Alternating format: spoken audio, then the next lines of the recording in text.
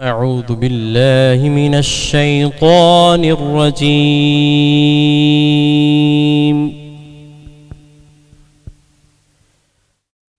بسم الله الرحمن الرحيم.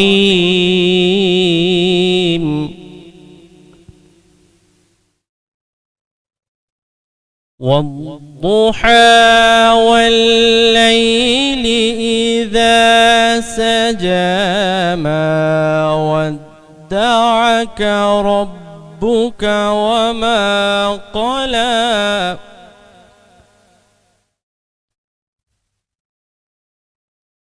وللآخرة خير لك من الأولى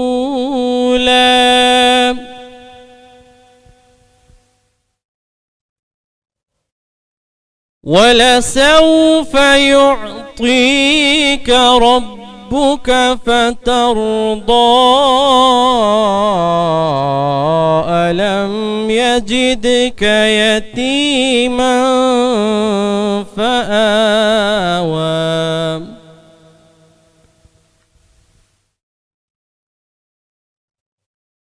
ووجدك ضالا فهدى ووجدك عائلا فأغنى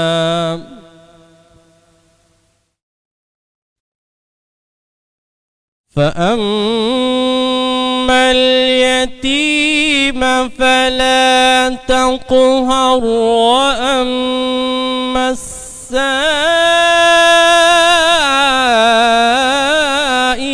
فلا تنهر وأما السائل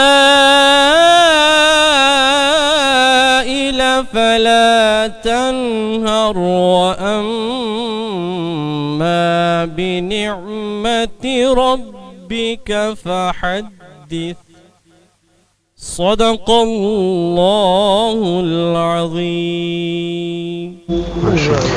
جزاک اللہ. ماشاء اللہ. جو ابھی اس وقت ہمارے ساتھ موجود تھے حافظ القاری سلطان علی. خواتین حضرات، پروگرام کا باقاعدہ آغاز کرتے ہیں. میں ہوں نوید ستی اور میرے ساتھ موجود ہیں عالیہ کیسر. السلام علیکم. وعلیکم السلام. پروگرام رمضان احساس کے ساتھ دوسرا عشرہ باقاعدہ طور پر جو ہے وہ اس وقت شروع ہے. ہم کوشش کریں گے آج جو ہمارے درمیان جو گلدستہ ہے، ہم کوشش یہ ضرور کرتے ہیں کہ تمام جو مکاتب فکر کے لوگ ہیں، تمام سٹیک ہولڈرز ہیں، وہ یہاں پر موجود ہوں اور آپ کی جو سوالات ہیں یا رمضان میں اسپیشلی مغفرت کا جو عشرہ ہے اس میں آپ میکسیمم کس طریقے سے اس کو اویل کر سکتے ہیں. میں اگر تعارف کراتا چلوں، ہمارے ساتھ جو نعت جو تلاوت کی سعادت حاصل کی ہے وہ حافظ القاری سلطان علی صاحب نے کی ہے. ان کے ساتھ تشریف رکھتے ہیں مولانا محمود احمد تبسم صاحب اور ڈاکٹر شہزاد علی خان صاحب سے موجود ہیں. ایجوکیشنسٹ ہیں، ایک یونیورسٹی کو دیکھ رہے ہیں. ان سے جو ہے وہ جاننے کی کوشش کریں گے کیونکہ ایک ایجوکیشنسٹ کا بڑا اہم رول ہے. اور ہمارے ہاں کیونکہ پاکستان کہا جا رہا ہے ایک نوجوان پاکستان ہے، اس وقت 65% ہماری نوجوان نسل ہے، اس کو کیسے رمضان میں وہ کیا ہمارا لائف سٹائل ہے اور ہونا کیا چاہیے. اسی طرح ہمارے ساتھ موجود ہیں مرزا رمیز اشرف صاحب جو کہ سوشل ورکر ہیں یتیموں کے لیے. اور اس وقت رمضان المبارک میں ہم یہ دیکھتے ہیں کہ سوشل ورکرز کا بڑا اہم رول ہے، لیکن ہم نے یہ بھی دیکھنا ہے کیا صرف ایک ماہ میں یہ سارا کچھ دیکھنا ہے یا ہم نے مزید جو 12-11 ماہ ہیں ان کے لیے مشق کرنی ہے اس ماہ میں، تاکہ آنے والے جو 11 ماہ ہیں اس میں بھی ان یتیموں کا بے سہارا لوگوں کا خیال رکھا جا سکے. ان کے ساتھ رکھتے ہیں ڈاکٹر علی عرفان صاحب تعلق جو ظاہر ڈاکٹر ہیں، تو روزے اور روزے کا جو تعلق ہے ڈاکٹر کے ساتھ بڑا اہم ہوتا ہے. جی عالیہ، اگر ہم بات کریں رمضان کا روزے دار کا جو ہے وہ عمومی طور پر یہ کہا جاتا ہے کہ افطار کے وقت اور بھی تعلق بڑھ جاتا ہے ڈاکٹر کے ساتھ، کیونکہ پھر اس کے بعد ان کے ساتھ رجوع کرنا پڑتا ہے. لیکن ایک معتدل جو زندگی ہے، ایک طرز توازن کے ساتھ جو طرز زندگی ہے وہ انسان کے لیے بہت زیادہ ضروری ہے، اور رمضان یہی پیغام ہم تک لے کر آتا ہے. ہماری خصوصی ٹرانسمیشن 7 نیوز پر رمضان احساس کے ساتھ جاری ہے، اور احساس کی جب ہم بات کرتے ہیں تو کسی بھی سوسائٹی، کسی گھر، کسی رشتے کو قائم کرنے کے لیے پہلا مین پلر ہے آپ کا، جس پر کسی بھی گھر اور رشتے کی چھت جو ہے وہ قائم ہوتی ہے۔ ہم مغفرت کے عشرے میں داخل ہو چکے ہیں اس وقت، اور جب ہم مغفرت کے عشرے کی بات کرتے ہیں تو یہ وہ 10 دن ہیں کہ جس میں کہا یہ جاتا ہے کہ اگر واقعی صدق دل سے اپنے گناہوں کی توبہ کی جائے تو اللہ تعالیٰ بخشش ضرور فرماتے ہیں۔ لیکن ہمیں اس میں یہ بھی دیکھنا ہے کہ ہمارا یہ تو بہت زیادہ زور رہتا ہے، ایمفسائز کرتے ہیں ہم کہ اللہ تعالیٰ ہمارے گناہوں کو بخش دے۔ ہم بڑے سے بڑے صغیرہ اور کبیرہ گناہ ہمارے جو ہیں ان کو کرنے کے بعد بھی اللہ تعالیٰ کی طرف دیکھتے ہیں کہ وہ اپنی کرم کی نگاہ ہماری جانب کرے گا، اور یہ دیکھتے ہیں کہ وہ جو الرحم الراحمین ہے، جو سب سے بڑھ کر رحم کرنے والا ہے، وہ ہمیں معاف کر دے گا۔ لیکن کیا ہمارے اپنے اندر اس عشرے کو سمجھنے کی صلاحیت ہے؟ کیا ہم لوگوں کو اتنی آسانی سے معاف کر دیتے ہیں؟ کیا صرف معافی طلب کرنا اللہ تعالیٰ سے ہی اس عشرے کا مقصد ہے، یا واقعی ہمیں بھی معاف کرنا سیکھنا چاہیے؟ یہ اس کا پیغام ہے۔ تو یہ تھوڑی سی نگاہ ڈالیے گا، آج بہن بھائی آپس میں اس طرح سے بات نہیں کر رہے، وہ خوبصورت رشتے جن پر گھر قائم تھے ان میں ایک دوسرے کو معاف کرنے کا رجحان جو ہے وہ کم ہوتا جا رہا ہے۔ تو یہ جو معافی ہے یہ دینا سیکھیے، تو پھر اللہ تعالیٰ تو 70 ماؤں سے زیادہ پیار کرنے والا ہے، وہ کیوں نہیں آپ کی بخشش کرے گا۔ بہرحال جی، اسی حوالے سے کہ عشرہ کیا پیغام لے کر آیا ہے رمضان میں اور اس کی اساس کیا، اس پر ہم بات کریں گے۔ اور مولانا صاحب میں آپ کی طرف آنا چاہوں گی، بہت شکریہ آپ نے ہمیں جوائن کیا۔ آپ سے ہی جاننا چاہوں گی، ہم مغفرت کے عشرے کی بہت بات کرتے ہیں، لیکن اس عشرے کی اصل اساس ہے کیا، اور کیا اس کے حوالے سے کچھ مخصوص وظائف اور دعائیں بھی ہیں جن کے ذریعے ہم اللہ تعالیٰ کی خوشنودی اور ان سے مغفرت طلب کر سکتے ہیں؟ روشنی ڈالیے۔ اعوذ باللہ من الشیطان الرجیم، بسم اللہ الرحمن الرحیم۔ سب سے پہلے تو میں 7 نیوز کی پوری ٹیم کو اور بالخصوص آپ احباب کو رمضان احساس کے اس پروگرام میں بڑا ہی اہم جو ٹاپک آپ نے جس کا انتخاب کیا اور بڑی خوبصورتی کے ساتھ اس پروگرام کو آگے لے کر کے چل رہے ہیں، مبارکباد پیش کرتا ہوں اور مشکور ہوں کہ آپ لوگوں نے ہمیں بھی ٹائم دیا۔ رمضان المبارک کا یہ دوسرا عشرہ جس کو عشرۂ مغفرت کہتے ہیں، اور حضور نبی کریم رؤوف الرحیم صلی اللہ علیہ وسلم اکثر اس عشرے کے اندر رات کو عبادت کے ساتھ ساتھ اللہ رب العالمین کے حضور دعا و استغفار کرتے۔ حضور علیہ الصلوۃ والسلام اس عشرے یعنی رمضان المبارک کے دوسرے عشرے یا رمضان کے مہینے کے علاوہ بھی استغفار کرتے تھے، اور ایک ایک دن کے اندر 70 مرتبہ اور 100 دفعہ استغفار کرتے۔ اور اس پر سیدہ عائشہ صدیقہ رضی اللہ تعالی عنہا جب آپ سے یہ پوچھ بیٹھتی ہیں کہ آپ جو ہے وہ اللہ تبارک و تعالیٰ کے محبوب نبی ہیں، معصوم عن الخطا ہیں، آپ سے کوئی خطا لغزش کا سوچ بھی نہیں سکتے، اور پھر اس کے باوجود آپ استغفار کرتے ہیں، کیوں؟ تو نبی پاک صلی اللہ علیہ وسلم نے ارشاد فرمایا کہ میں استغفار اس لیے کرتا ہوں کہ میں اپنے اللہ تبارک و تعالیٰ کا شکر گزار بندہ بن سکوں۔ تو کیا میں اپنے رب کا شکر گزار بندہ نہ بنوں؟ یعنی حضور علیہ الصلوۃ والسلام یہ میسج دے رہے ہیں قیامت تک آنے والی امت کو کہ اگر میں نبی ہو کر کے استغفار کرتا ہوں اور آپ امتی ہو کر کے استغفار کیوں نہیں کرتے ہیں؟ میں تو معصوم عن الخطا ہوں، میں اللہ کا محبوب نبی ہوں، مجھ سے کوئی گناہ سرزد نہیں ہو سکتا ہے، لیکن اگر آپ گناہوں کے باوجود استغفار نہیں کرتے تو فرمایا کہ یہ پھر اچھی بات نہیں ہے۔ حضور علیہ الصلوۃ والسلام اس عشرے کے اندر خصوصی یعنی کہ ایک دعا فرماتے تھے، اور جس دعا کی تلقین آقا علیہ الصلوۃ والسلام نے ارشاد فرمائی کہ استغفر اللہ ربی من کل ذنب واتوب الیہ، یعنی استغفار کرتے اور توبہ کرتے۔ اس دعا کے اندر استغفار اور توبہ دونوں شامل ہیں۔ تو ہمیں چاہیے کہ ہم اس وظیفے کو دن رات اپنی زبان پر جاری و ساری رکھیں۔ یقیناً آپ نے بڑی خوبصورت بات کی کہ اللہ تبارک و تعالیٰ تو بخشتا ہے، تو کیا ہم آپس میں جو بہن بھائی ہیں، رشتہ دار ہیں، عزیز و اقارب ہیں، دوست احباب ہیں، محلے دار ہیں، سوسائٹی کے اندر اٹھنے بیٹھنے والے لوگ ہیں، ہم چھوٹی چھوٹی باتوں پر ایک دوسرے کو کیوں نہیں بخشتے؟ ہم ایک دوسرے کو کیوں نہیں معاف کرتے؟ اگر اللہ تبارک و تعالیٰ رب ہو کر کے ہمارے گناہ اتنے ہوتے ہیں کہ وہ ہمارے گناہوں کو بخش دیتا ہے، تو ہمیں چھوٹی چھوٹی باتوں کو معاف کر دینا چاہیے، اس لیے کہ یہ معافی جو ہے یہ اللہ تبارک و تعالیٰ ہمیں سکھا رہا ہے کہ اگر میں معاف کر سکتا ہوں تو تم ایک دوسرے کو معاف کیوں نہیں کر سکتے ہیں؟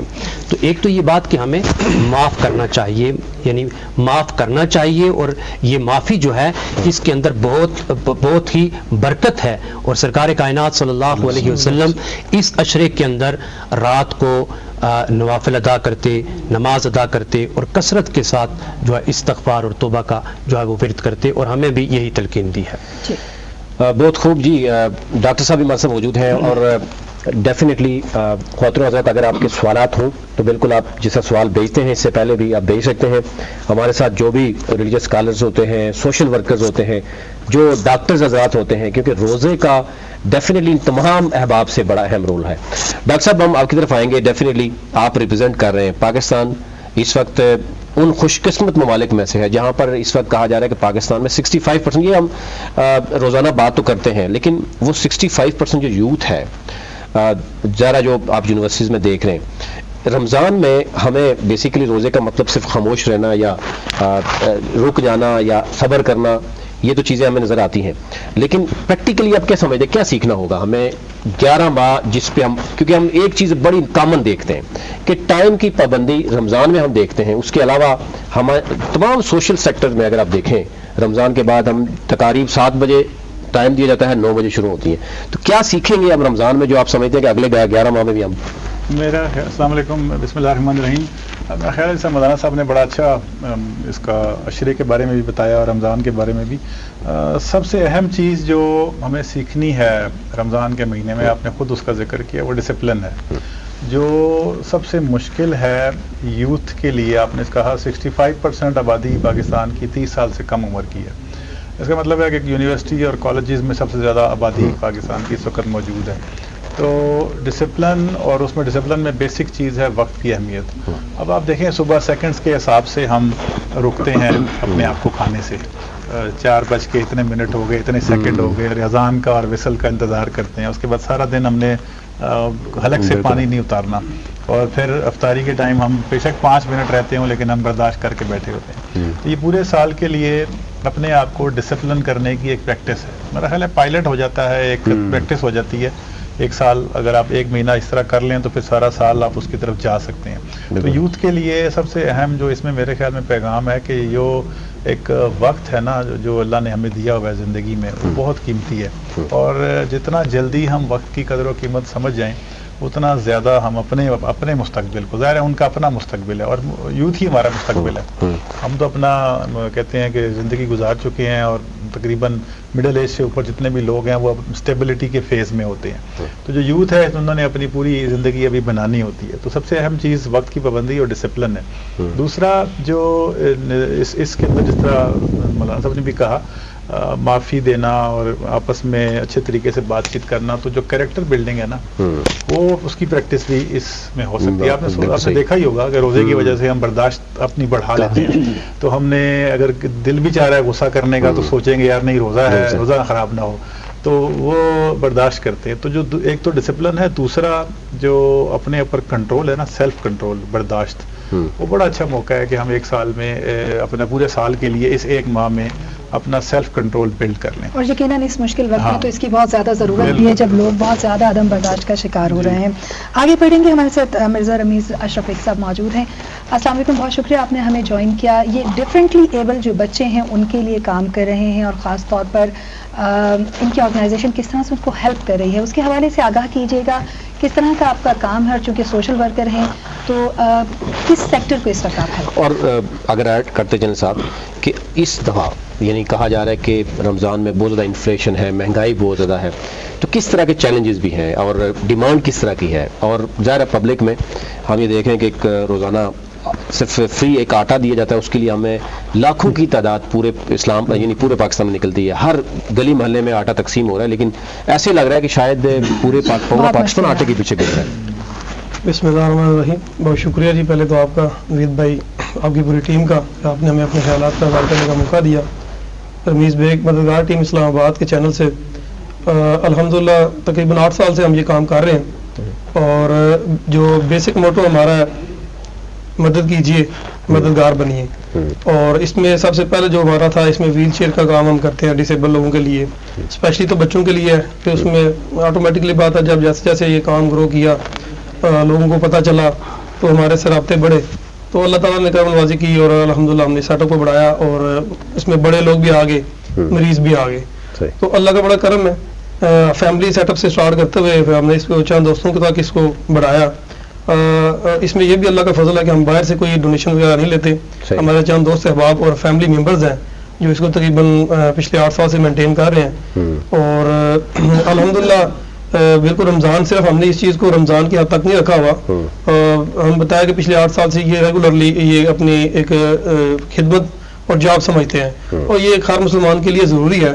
और हर बंदा अपने दायरे के अंदर, अपनी फैमिली के अंदर, इसी तरह मोहल्ले में एक दूसरे की मदद कर सकता है, एक सर्कल बना सकता है। और हमारा जो मददगार का सेटअप है अल्हम्दुलिल्लाह इस मामले में लोगों को तरगीब भी देता है कि आप लोग किस तरीके से एक दूसरे की मदद कर सकते हैं। इस्लाम में बड़ी अल्हम्दुलिल्लाह एक तो आसान दीन है और बड़ी वसअत भी है इसमें। और सबसे पहली बात तो यह है कि हकूकुल्लाह के बाद हम अक्सर ज़्यादा जोर हकूकुल्लाह पे देते हैं। हकूकुल्लाह ऐसी चीज़ है, उलमा भी मौजूद है कि अल्लाह ताला भी चाहे तो माफ़ कर सकते हैं। बिल्कुल सही। 3 हिस्से जो है वो हकूकुल इबाद के हैं, और हम एक हिस्सा तो पकड़े रखते हैं, लेकिन 3 हिस्से जिनकी वजह से हमारी बख्शिश होनी है या जिसमें हमें छूट होनी है और जिसकी वजह से हमारी पकड़ भी है, उसको हम छोड़ देते हैं। उसमें देखिए लोगों के मसाइल हैं, और बिल्कुल पाकिस्तान चूँकि मुआशी चैलेंजेस बहुत ज़्यादा हैं, बहुत से मसाइल से गुजरा है, तो अद्वियात का बहुत ज़्यादा बंदों को प्रॉब्लम आते हैं। हमने व्हील चेयर से स्टार्ट किया, लेकिन with the passage of time हमें जो चीज़ और तजावीज़ साथ मिलती रहीं, तो अल्हम्दुलिल्लाह हमने उनको कैरी किया और उसके ऊपर काम करना शुरू कर दिया। सही। तो जब आप अल्लाह के रास्ते में निकले तो रास्ता बनता जाता है। तो इसमें बिल्कुल आपने अभी एक बात की कि आटे की लाइन में उसमें चंद एक कमज़ोरियाँ हमारी एज आवाम के तौर पर भी कह लें, बाकी माशी चैलेंज में लगता है पहले ही हैं, क्योंकि स्टेबिलिटी नहीं है। जब तक माशी लिहाज से हम लोग स्टेबल नहीं होते तो जो मर्जी कर ले ये मामला हमें नजर आते रहेंगे।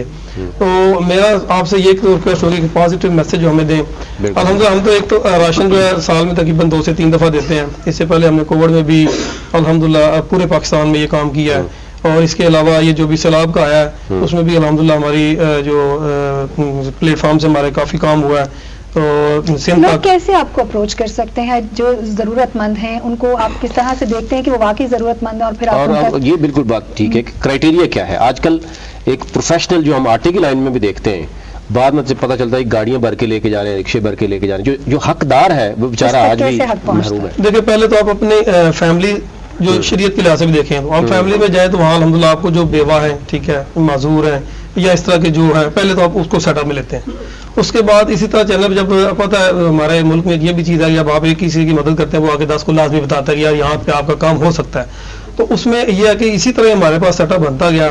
बताया कि तकरीबन हमारा 155 लोगों का एक सर्कल है जो ये इसको प्रॉपर डील कर रहा है। तो सेटअप से हमें जो भी बंदा मिलता है, हमारी एक टीम बनी हुई है अल्हम्दुलिल्लाह 4 से 5 लोगों की, जो प्रॉपर उसको चेक करती है और उसके बाद सारे व्यूज़ लेके और हत्ता के गिरदो नवाज से हम उनकी बाकायदा मालूमात भी लेते हैं। सही। जब हमें कंफर्म हो जाता है, लेडीज़ का तो अल्हम्दुलिल्लाह ये है कि मैक्सिमम बेचारियों के पास डेथ सर्टिफिकेट होते हैं, सीधी बात है, वो तो क्लियर है।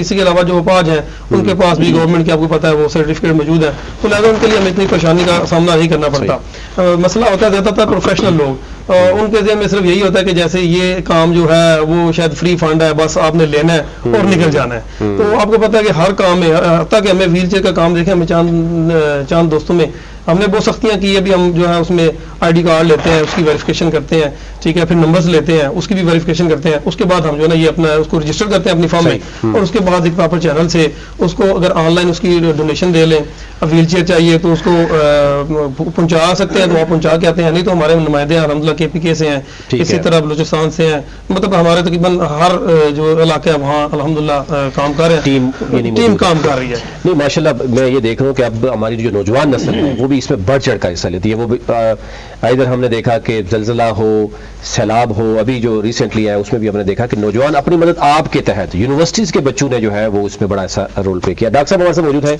डॉक्टर अली इरफान साहब। डॉक्टर साहब, एक तो रोज़ा, क्योंकि ज़ाहिर रोज़े की हालत में बहुत से मरीज़ ऐसे भी होते हैं जो जानना चाहते हैं कि ऐसे कौन से अमराज हैं जिसमें रोज़ा बहुत मुश्किल हो जाता है उनके लिए छोड़ना। कुछ शायद खुद साख्ता भी होते हैं। दूसरी ये बात है कि बहुत सी चीज़ें हमने फ़र्ज़ कर रखी हैं, रोज़ा तो फ़र्ज़ है, लेकिन खाने पीने की ऐसी बहुत सी चीज़ें जो इस्तेमाल हम कर रहे हैं वो शायद इस सब कंटिनेंट में हो रही हैं। आप समझते हैं कि वो बहुत ज़्यादा मैटर करती हैं, जिसमें ऑयली हम बहुत ज़्यादा इस तरह के पराठे खाए जाते हैं, पकौड़े समोसे खाए जाते हैं, और फिर ज़ाहिर है सहर अफ्तार के बाद हमने देखा कि मरीज़ों की तादाद बढ़ती है या कम होती है।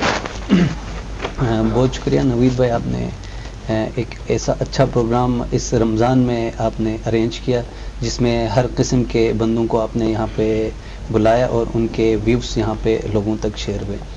تو آپ نے ایک بات کی کہ مریضوں کے کچھ اسپیسیفک مریض ہوتے ہیں جن کو رمضان میں زیادہ مسئلے مسائل ہوتے ہیں.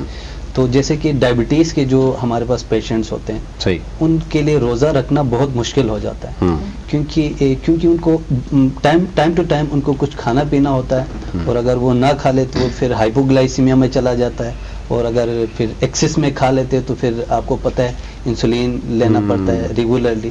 تو اس وجہ سے ان کو جو ہے نا ان کے کچھ ریسٹرکشنس ہے کہ وہ روزہ نہ رکھے. یعنی کہ ٹاپ میں دیکھیں تو سب سے زیادہ جو ہے وہ شوگر کا مریض ہے. شوگر کے مریض کو سب سے زیادہ مسئلے مسائل ہے. اور اس کے علاوہ پھر رمضان میں جیسے کہ آپ نے کہا کہ جنک فوڈس جو استعمال ہوتا ہے، زیادہ آئلی چیزیں، تو اکثر لوگوں کا پیٹ خراب ہو جاتا ہے یا کوئی اور مسئلے مسائل کی وجہ سے نا وہ پھر کنفیوز ہو جاتے ہیں کہ آیا ہم روزہ رکھیں، کنٹینیو رکھیں، یا پھر کوئی میڈیسن لے کے جو ہے نا روزہ جو ہے نا کھول لیا جائے. اچھا ڈاکٹر صاحب یہ بتائیے گا کہ ہم اس پہ تو بہت بات کرتے ہیں کہ یہ ہمیں نہیں کھانا چاہیے رمضان میں، پکوڑے نہیں، سموسے نہیں، تلی چیز. کھانا کیا چاہیے؟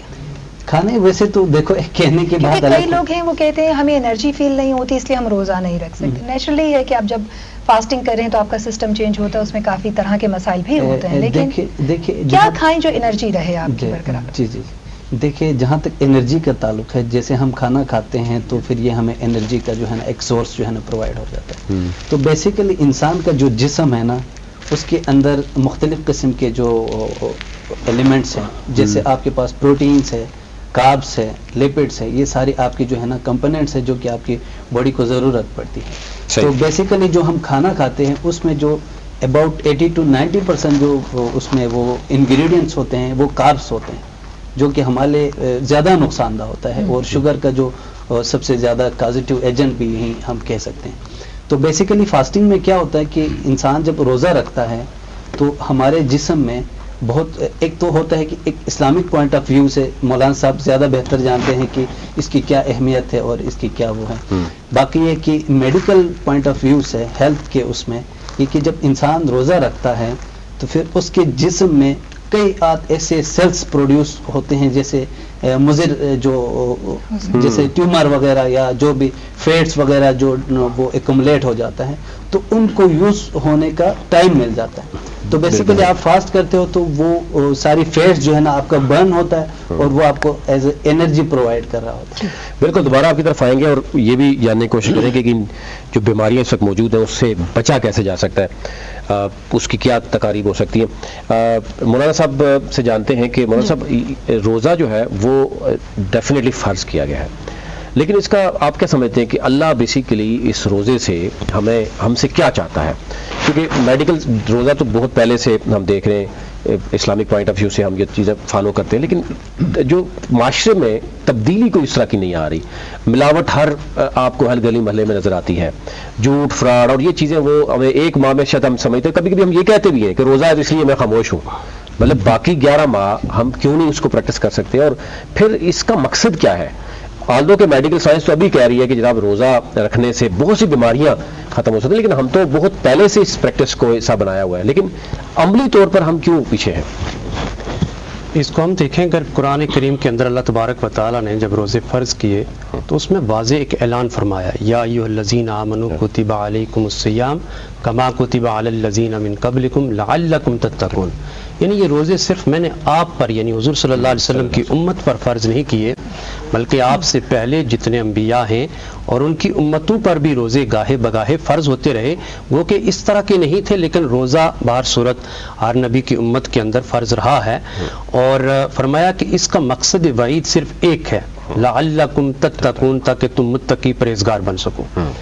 اور روزے میں بنیادی طور پر ہم اپنے آپ کو جو بھوک اور پیاس کی شدت برداشت کر کے، اور اللہ تبارک و تعالیٰ بھی یہی چاہتا ہے کہ اپنے نفس کو بھوکا رکھا جائے، بھوک اور پیاس کی شدت برداشت کر کے ہم اللہ تبارک و تعالیٰ کا قرب حاصل کرنا چاہتے ہیں، یعنی ہمارے اندر احساس پیدا ہو جائے.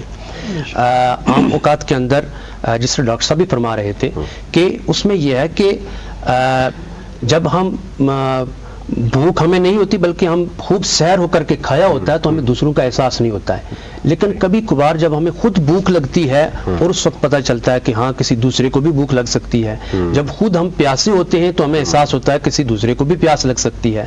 تو بنیادی طور پر ہمیں یہ ایک احساس پیدا کرنے کے لیے کہ ہمارے اندر وہ احساس پیدا ہو جائے اور اللہ کا خوف پیدا ہو جائے، اور اللہ تبارک و تعالیٰ کی منشا اور مرضی بھی یہی ہے کہ بندہ جو ہے وہ اپنے آپ کو بھوکا اور پیاسا رکھ کے وہ میرے قریب آ جائے. اچھا مولانا صاحب، آپ نفس کی بات کر رہے ہیں کہ اس کے اوپر قابو پانا، کنٹرول کرنا، ڈاکٹر صاحب نے بھی یہ بات کی، ہی مقصد ہے کہ ہم اس سے یہ سیکھیں. آج اگر ہم دیکھیں تو کہا یہ جاتا عمومی طور پر کہ رمضان المبارک کے تو شیاطین جو ہیں وہ جکڑ دیے گئے ہیں، برائیاں بند ہو گئی ہیں، نیکیوں کے دروازے کھل گئے ہیں. لیکن دنیا میں قتل و غارت، مکاری، فریب اسی طرح ہمیں دکھائی دیتا ہے رمضان المبارک میں بھی، یہاں تک کہ ہم دھوکہ دہی، ناپ تول میں کمی، جو کہ سب سے اگر ہم کہیں جو گناہ ہیں یا جنہیں ممنوع قرار دیا گیا ہے فعل، ان میں شمار ہوتے ہیں، وہ بھی جاری و ساری رہتے ہیں. تو اگر شیاطین جگڑ دیے جاتے ہیں تو پھر یہ کون کرتا ہے؟ دیکھیں اس بارے میں صرف ایک قول جو انکوڈ کروں گا مولا علی علیہ السلام کا. وہ فرماتے ہیں کہ جو انسان جو روزے کی حالت میں بھی چوریاں، ڈکیتیاں، قتل و غارت گری، برائیاں وہ جو کرتا ہے، تو اکثر لوگ تو یہ کہتے ہیں کہ شیاطین جو ہے وہ جکڑ دیے جاتے ہیں. تو پھر یہ کون سی طاقت ہے جو یہ برائی کروا رہی ہے؟ تو وہ فرماتے ہیں کہ انسان کا نفس خود شیطان بن جاتا ہے. یعنی انسان کا نفس شیطان بن جاتا ہے. تو جب وہ انسان کا نفس شیطان بن جاتا ہے تو کسی بڑے شیطان کو تو ضرورت ہی نہیں ہے وہاں آنے کی، اس لیے کہ انسان خود جو شیطان بن گیا ہے. تو اس کے لیے ضروری یہ ہے کہ ہم جو ہے جس طرح نوید صاحب آپ نے جو سوال کیا تھا کہ روزہ جو ہے وہ فقط یہ نہیں ہے کہ ہم صرف بھوک اور پیاس برداشت کر کے اپنے آپ کو تو جو ہے وہ روزہ ثابت کرے کہ ہم روزہ دار ہیں، بلکہ روزے کے کچھ تقاضے ہیں. نبی صلی اللہ علیہ وسلم نے ارشاد فرمایا کہ روزہ کامل اس کا ہے کہ ہم یہ دیکھیں کہ صرف بھوک اور پیاس کو نہیں. اکثر روزہ دار ایسے ہیں کہ جو صبح سے لے کے شام تک بھوکے اور پیاسے رہتے ہیں، ان کے پلے روزے کا کوئی اجر نہیں پڑتا ہے ماں سوائے بھوک اور پیاس کے. اس کے پیچھے ریزن کیا ہے؟ اس کے پیچھے ریزن یہ ہے کہ صوفیہ یہ کہتے ہیں کہ آنکھ کا بھی روزہ ہونا چاہیے، کہ آنکھ سے ہمیں کوئی گناہ نہ کریں، کسی کی طرف بری نظر نہ اٹھائیں. کان کا بھی روزہ ہونا چاہیے کہ کان سے کوئی برائی نہ سنیں. ہاتھ کا بھی روزہ ہونا چاہیے کہ ہاتھ سے کسی کو تکلیف نہ پہنچائیں. پاؤں کا بھی روزہ ہونا چاہیے کہ پاؤں سے چل کر کے کوئی ایسا گناہ نہ کیا جائے. اور پھر اسی طریقے سے فرمایا کہ سب سے بڑا جو رتبہ ہے کہ وہ دل کا بھی روزہ ہونا چاہیے، کہ آپ کا دل صاف ہونا چاہیے، آپ کا دماغ صاف ہونا چاہیے. تو جب آپ کی زبان صاف ہونی چاہیے، یعنی روزہ بھی رکھا ہوا گالیاں بھی دے رہے تو پھر روزے کا مقصد حاصل نہیں ہو سکتا ہے. تو روزہ جو ہے وہ یہ ہے کہ ہم جیسے ڈاکٹر صاحب فرما رہے تھے کہ 11 مہینے ہم گناہوں کے عروج پہ ہوتے ہیں. یہ مہینہ پریکٹس کا ہے کہ ہم اپنے آپ کو اس قابل بنا لیں کہ 11 مہینے جو ہیں وہ اسی کنٹینیو مشق وہاں پہ کیا جا سکتا ہے. بالکل. ایک وقفے کے لیے کہا جا رہا ہے. وقفے پہ جانے سے پہلے میں چاہوں گا کہ ہمارے ساتھ موجود حافظ القاری سلطان علی، ان سے نعت کی سعادت حاصل کرتے ہیں، اور ساتھ ہی ہم ایک وقفے کی طرف جائیں گے اور وقفے کے بعد واپس آئیں گے اور باقاعدہ گفتگو کا سلسلہ یہاں سے دوبارہ سے شروع کرتے ہیں. صلی اللہ علیک یا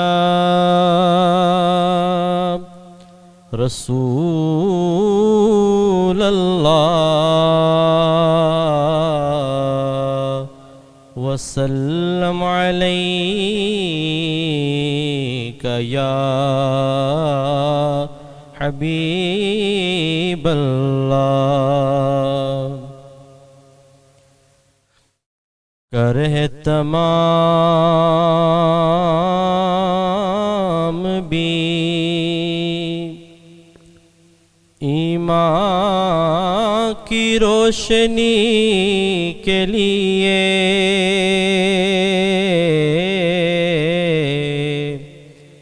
کرے تمام بھی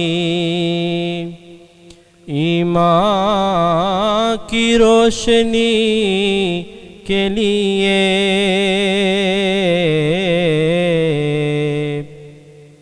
درود شرط ہے ذکر محمدی کے لیے،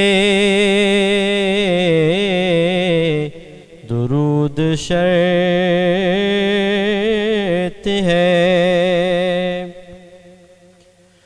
मेरे तो आप ही सब कुछ ہے یا رسول اللہ میرے تو آپ ہی سب کچھ ہے یا رسول اللہ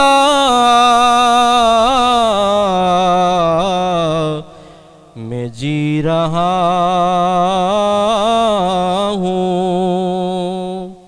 زمانے میں آپ ہی.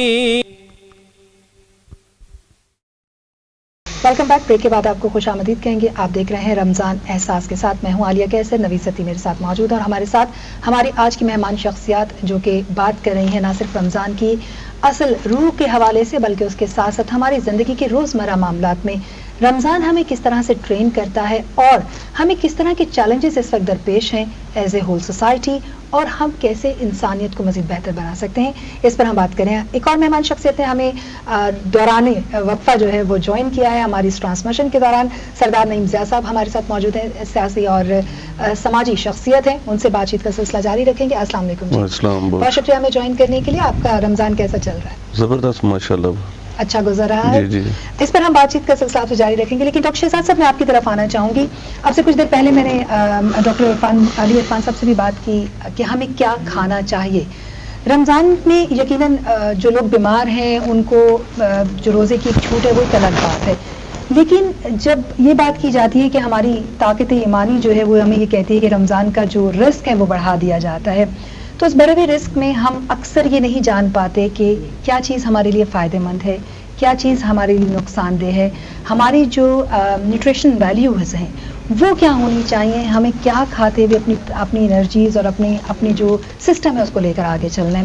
اس پہ تھوڑی سی روشنی ڈالیے گا کہ کیا چیزیں آپ سمجھتے ہیں کہ ضروری ہے. جس طرح بھی پہلے بات ہو رہی تھی بیلنس ڈائٹ کی عرفان صاحب نے بالکل صحیح کہا. پروٹین کاربوہائیڈریٹس فیٹس اور جتنے وٹامنس ہیں اسینشل یہ ضروری ہیں نشو و نما کے لیے. ایک چیز آپ ذہن میں رکھیں کہ پاکستان دنیا کے چند ٹاپ کے ان ممالک میں ہے جس میں جو کم خوراکی کی شرح بہت زیادہ ہے. آپ نے بہت سارے پروگرام بھی دیکھے ہوں گے. میل نیوٹریشن میں سٹنٹنگ میں انڈر ویٹ میں ویسٹنگ میں ہمارا دنیا کے ٹاپ 4-5 کنٹریز میں شمار ہوتا ہے مطلب افریقہ کے ملکوں کے ساتھ ساتھ. اس کی وجہ یہ نہیں ہے کہ کھانے کو چیزیں کم ہے. اس کی وجہ یہ ہے کہ ہمیں پتہ نہیں ہے ہم نے کھانا کیا. تو جو ہماری فوڈ ہے اس کی جو انٹیک ہے اس کی کوالٹی ٹھیک نہیں ہے اور رمضان میں تھوڑی سی مزید خراب ہو جاتی ہے. پہلے میں رمضان کے حوالے سے تھوڑی سی بات کروں گا کہ ایک چیز جو ہم بہت غلط کرتے ہیں کہ صبح کو ہمیں شاید یہ شک ہوتا ہے کہ سارا دن ہم نے پیاسا رہنا ہے. ہم 2 پراٹھے کھا کے حلوہ پوریاں کھا کے پھینیاں اور بہت چیزیں ڈمپ کر کے اس کے بعد ٹھیک ٹھاک پانی پیتے ہیں. تو جو ہاضمہ تباہ کرنے کا سب سے بہترین طریقہ ہوتا ہے کہ آپ کھانا کھانے کے بعد پانی پی لیں. سنت رسول بھی ہے کہ کھانا کھانے سے پہلے پانی پئیں اور 2 گھنٹے کا وقفہ دیں کھانا کھانے کے بعد. ہم لوگ اس پہ عمل نہیں کرتے اور سائنس نے آج ثابت کی ہے کہ کھانا کھانے کے فوراً بعد اگر آپ پانی پیتے ہیں تو ہاضمے کا نظام سارا گڑبڑ کیونکہ ایسڈ چاہیے ہوتا ہے. ایسڈ ڈائلیوٹ ہو جاتا ہے. ایسڈ نے میدے میں جو تیزاب ہے اس نے کھانا ہضم کرنا ہے اور میں نے پانی ڈال کے اس کو ختم کر دیا تو ہاضمہ ختم ہو گیا. سارا دن ہم تکلیف میں گزاریں گے. روزہ مشکل سے گزرے گا. شام کو بھی اسی طرح کرتے ہیں کہ ہم نے 1-2 پکوڑے کھائے سموسے کھائے آئلی چیزیں کھائی اور پھر پورا 2 گلاس جو ہے نا مختلف قسم کے جوسز کے ہم نے پی لیے. تو ایک تو چیز جو آپ نے ناظرین کو بتانی ہے کہ ساری رات آپ تھوڑا پانی پیتے رہیں. وقفے سے ضروری نہیں آپ نے گلاس بھر کے پانی پینا ہے. تو رات کا ٹائم اپنی پانی کی اسٹوریج پوری کرنے کے لیے استعمال کریں. اکثر میں نے دیکھا ہے لوگ آج کل رات کو جاگتے ہیں مطلب رات کو نہیں دن کو سوتے ہیں تو وہ رات ساری گزارتے ہیں. اس میں پانی پینا آسان ہے. صبح کو سحری جب آپ کر رہے ہیں تو سحری کے بعد آپ نے پانی نہیں پینا. سحری ختم کرنے کے بعد نا اس کو آپ نے وقفہ کرنا ہے. اور صبح سحری کے ٹائم ایسی چیزیں استعمال کریں کہ جس میں نمکیات یا سالٹ نہ ہو. سالٹی چیزیں نہ ہو. سویٹ آپ لے سکتے ہیں لیکن سالٹی یا نمک والی چیزیں کم سے کم سحری میں استعمال کریں. تو اس کے اندر یہ ہے کہ اگر آپ نے جو روٹی ہے وہ آج کل میدے والی روٹی اوائڈ کریں. جو چوکر والی روٹی ہے میدے والی وہ آپ کھا سکتے ہیں. اس پہ ہلکا سا مکھن اور گھی بھی لگا سکتے ہیں. آج کل کی جو نئی ہماری نیوٹریشن کی گائیڈ لائنز ہیں وہ منع نہیں کرتی کسی کی چیز کھانے سے. وہ اعتدال کے ساتھ کرتی ہیں. تو صبح کے آپ جو ہے وہ ہلکے سا گھی لگاؤ زیادہ نہ لگاؤ اور اس کے ساتھ آپ کیلا اور کھجور صبح کے ٹائم بھی لے سکتے ہیں, تب آپ کا سارا روزہ بہت اچھا گزرے گا, کیونکہ کیلا اور کھجور دونوں میں پوٹاشیم ہوتا ہے جو پانی کو سٹور کر لیتا ہے اور باڈی میں استعمال ہوتا ہے. افطاری میں آج کل جتنا بھی کوئی مہنگا ہو فروٹ ہم لوگ زیادہ استعمال کرتے ہیں, تو بیسٹ فروٹ جو ہے نا, بیسٹ فوڈ جو ہے دنیا کی وہ فروٹ اور ویجیٹیبل ہے.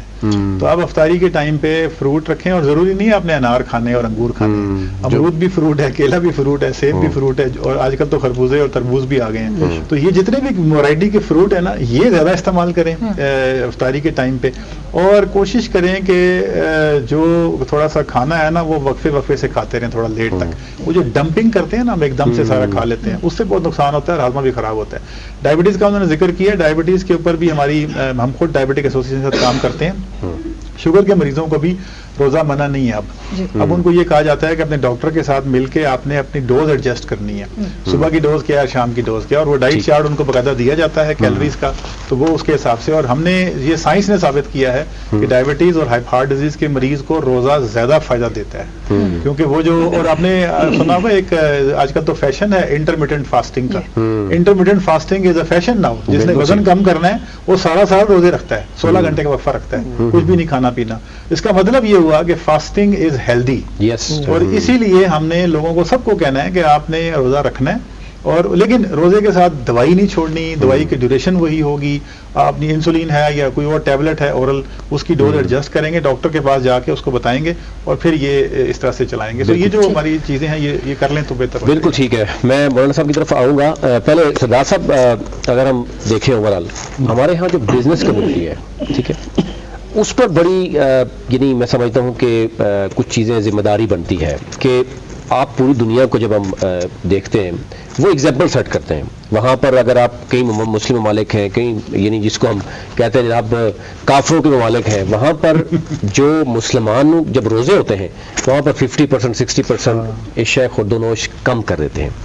پاکستان میں آپ کے ذہن میں بھی ہے, ہمارے بھی پتہ ہے, جب سے ہم دیکھ رہے ہیں کہ رمضان میں ہمیشہ سے وہ اشیاء خوردونوش مہنگی ترین ہو جاتی ہیں 10 دن پہلے, پھر اس کے بعد پورا رمضان جو ہے وہ, تو اب یہ کیا بائیکاٹ ہی کرتے رہیں گے؟ اب آئے روز ہم دیکھتے ہیں سوشل میڈیا پہ جناب فروٹ بائیکاٹ کیا جائے, یعنی اب تو فروٹ آلموسٹ ہم دیکھ رہے ہیں کہ لیگزری آئٹم بن چکی ہے. یعنی ایسے فروٹ بھی ہیں جو 500 پلس, نیچے ہے ہی کوئی نہیں. تو کیا کہیں گے, یہ جو بزنس کمیونٹی کا رول ہے یا اسٹیٹ کا رول ہے, یہ رسپانسبل کون ہے ویسے اس چیز کا؟ جی بہت شکریہ آپ کا نویر صاحب. آج کل جو رمضان میں جس طرح آپ نے سوال کیا کہ مہنگائی کے حوالے سے ہے, میں آج شام کو بھی ایک افطاری کے ایک دوست کے پاس گیا تو وہ مثال دینے لگا, جو ہمارا کیلا ہے, یہ چھوٹا سا کیلا بھی وہ 45 روپے میں 40 روپے میں مل رہا ہے. تو ڈاکٹر صاحب نے بات کی ہے, بڑی پیاری باتیں کی ہیں, لیکن یہ جو باتیں ہم کر رہے ہیں یہ ہم بیسکلی جو ہمارے امیر لوگ ہیں, بیوروکریٹ لوگ ہیں, وہ تو ذرا وہ تو فروٹ بھی استعمال کر رہے ہیں, وہ سحری کے ٹائم بھی اچھی چیزیں استعمال کر رہے ہیں, اور وہ ان کو پتہ بھی ہے تقریباً کہ ہمارا افطاری کے ٹائم اچھی چیز استعمال کرنے سے ہماری صحت بہتر رہے گی. لیکن ڈاکٹر صاحب سوال یہ ہے کہ جو ہمارے غریب لوگ ہیں ان کے پاس تو میں تو سمجھ رہا ہوں کہ کھجور جو ہے, کھجور کے ساتھ روزہ کھولنا بھی ان کو نصیب نہیں ہو رہا ہے. بالکل آپ نے بات کی ہے کہ وہ اس کا بھی ریٹ جو اس وقت کہاں پہنچ چکا ہے. تو پھر کون رسپانسبل ہے؟ آپ کو کیا لگ رہا ہے کہ ذخیرہ اندوزی جو کچھ ہم یہ دیکھ رہے ہیں کہ ہوتی ہے پاکستان میں, آج آٹے کے اوپر لائنیں لگ رہی ہیں, اور ابھی تک جو اعداد و شمار بتایا جا رہا ہے, سرکاری اعداد و شمار, وہ تقریباً 25 لوگ آٹے کی لائنوں میں جو ہے وہ کھڑے وہ شہید ہو گئے. ذرا وغیرہ بیچارے اپنے اس کے لیے جو ہے وہ جاتے ہیں, اور لاٹھی چارج ہوتا ہے, بگدڑ بجتی ہے, اور وہاں پر کوئی زکوٰۃ کی لائن میں ہو رہا ہے, کچھ وہ ہو رہا ہے. یہ طریقہ کہاں ٹھیک ہے, یا کوئی اور طریقہ بھی ہو سکتا ہے؟ ویسے اسٹیٹ آسانی سے بھی پہنچا سکتی ہے.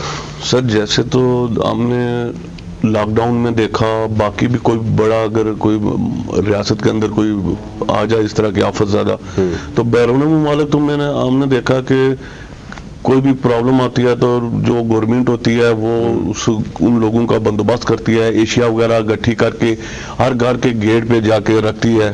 اور ہمارا تو ہمارے ملک کے اندر دیکھا جا رہا ہے کہ जब भी कोई ऑफर ज़्यादा आती है तो उसमें लोगों को, मैं तो समझता हूँ कि बेकारी ज़्यादा बनाया जाता है।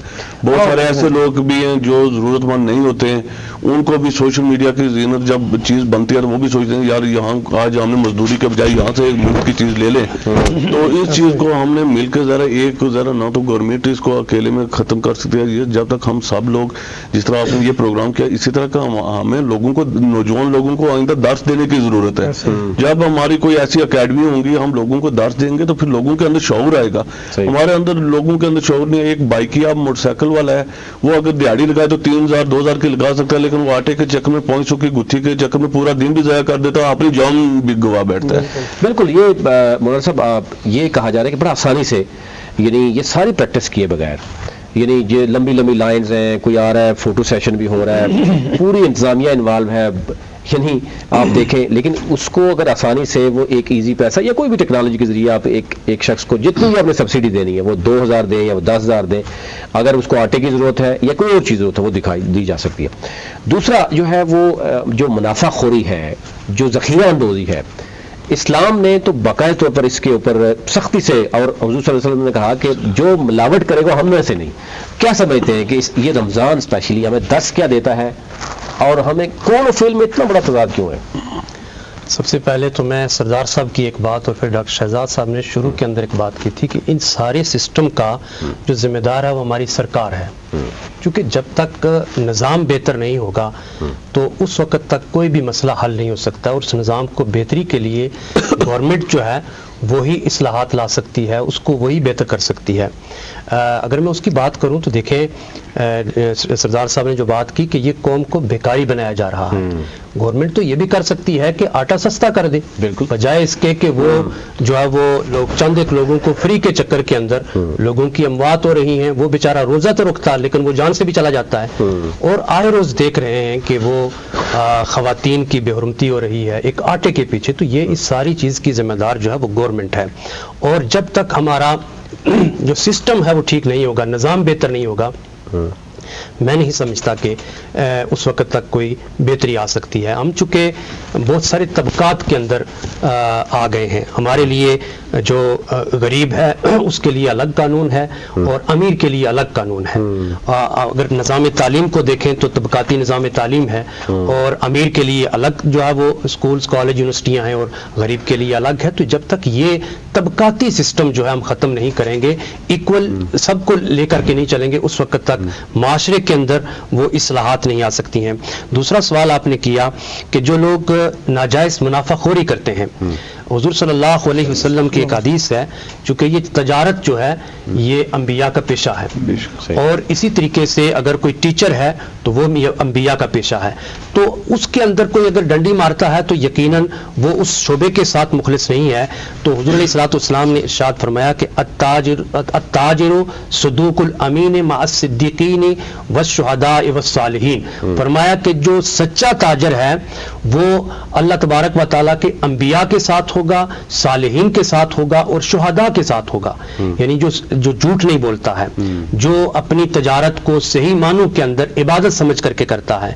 लेकिन अगर कोई जिस तरह जैसे ही हमारा रमज़ान आता है तो चीज़ें ब्लैक के अंदर मिलती हैं, चीज़ें महंगी हो जाती हैं, मैं ये समझता हूँ उस रोज़े का क्या फ़ायदा है कि यानी हमने सिर्फ भूख और प्यास को जो बर्दाश्त किया हुआ है, झूठ हम बोल रहे हैं, मिलावट हम कर रहे हैं, रिश्वत हम दे रहे हैं और ले रहे हैं, और इसी तरीके से ज़ुबान हमारी जो है वो काबू के और कंट्रोल के अंदर नहीं है।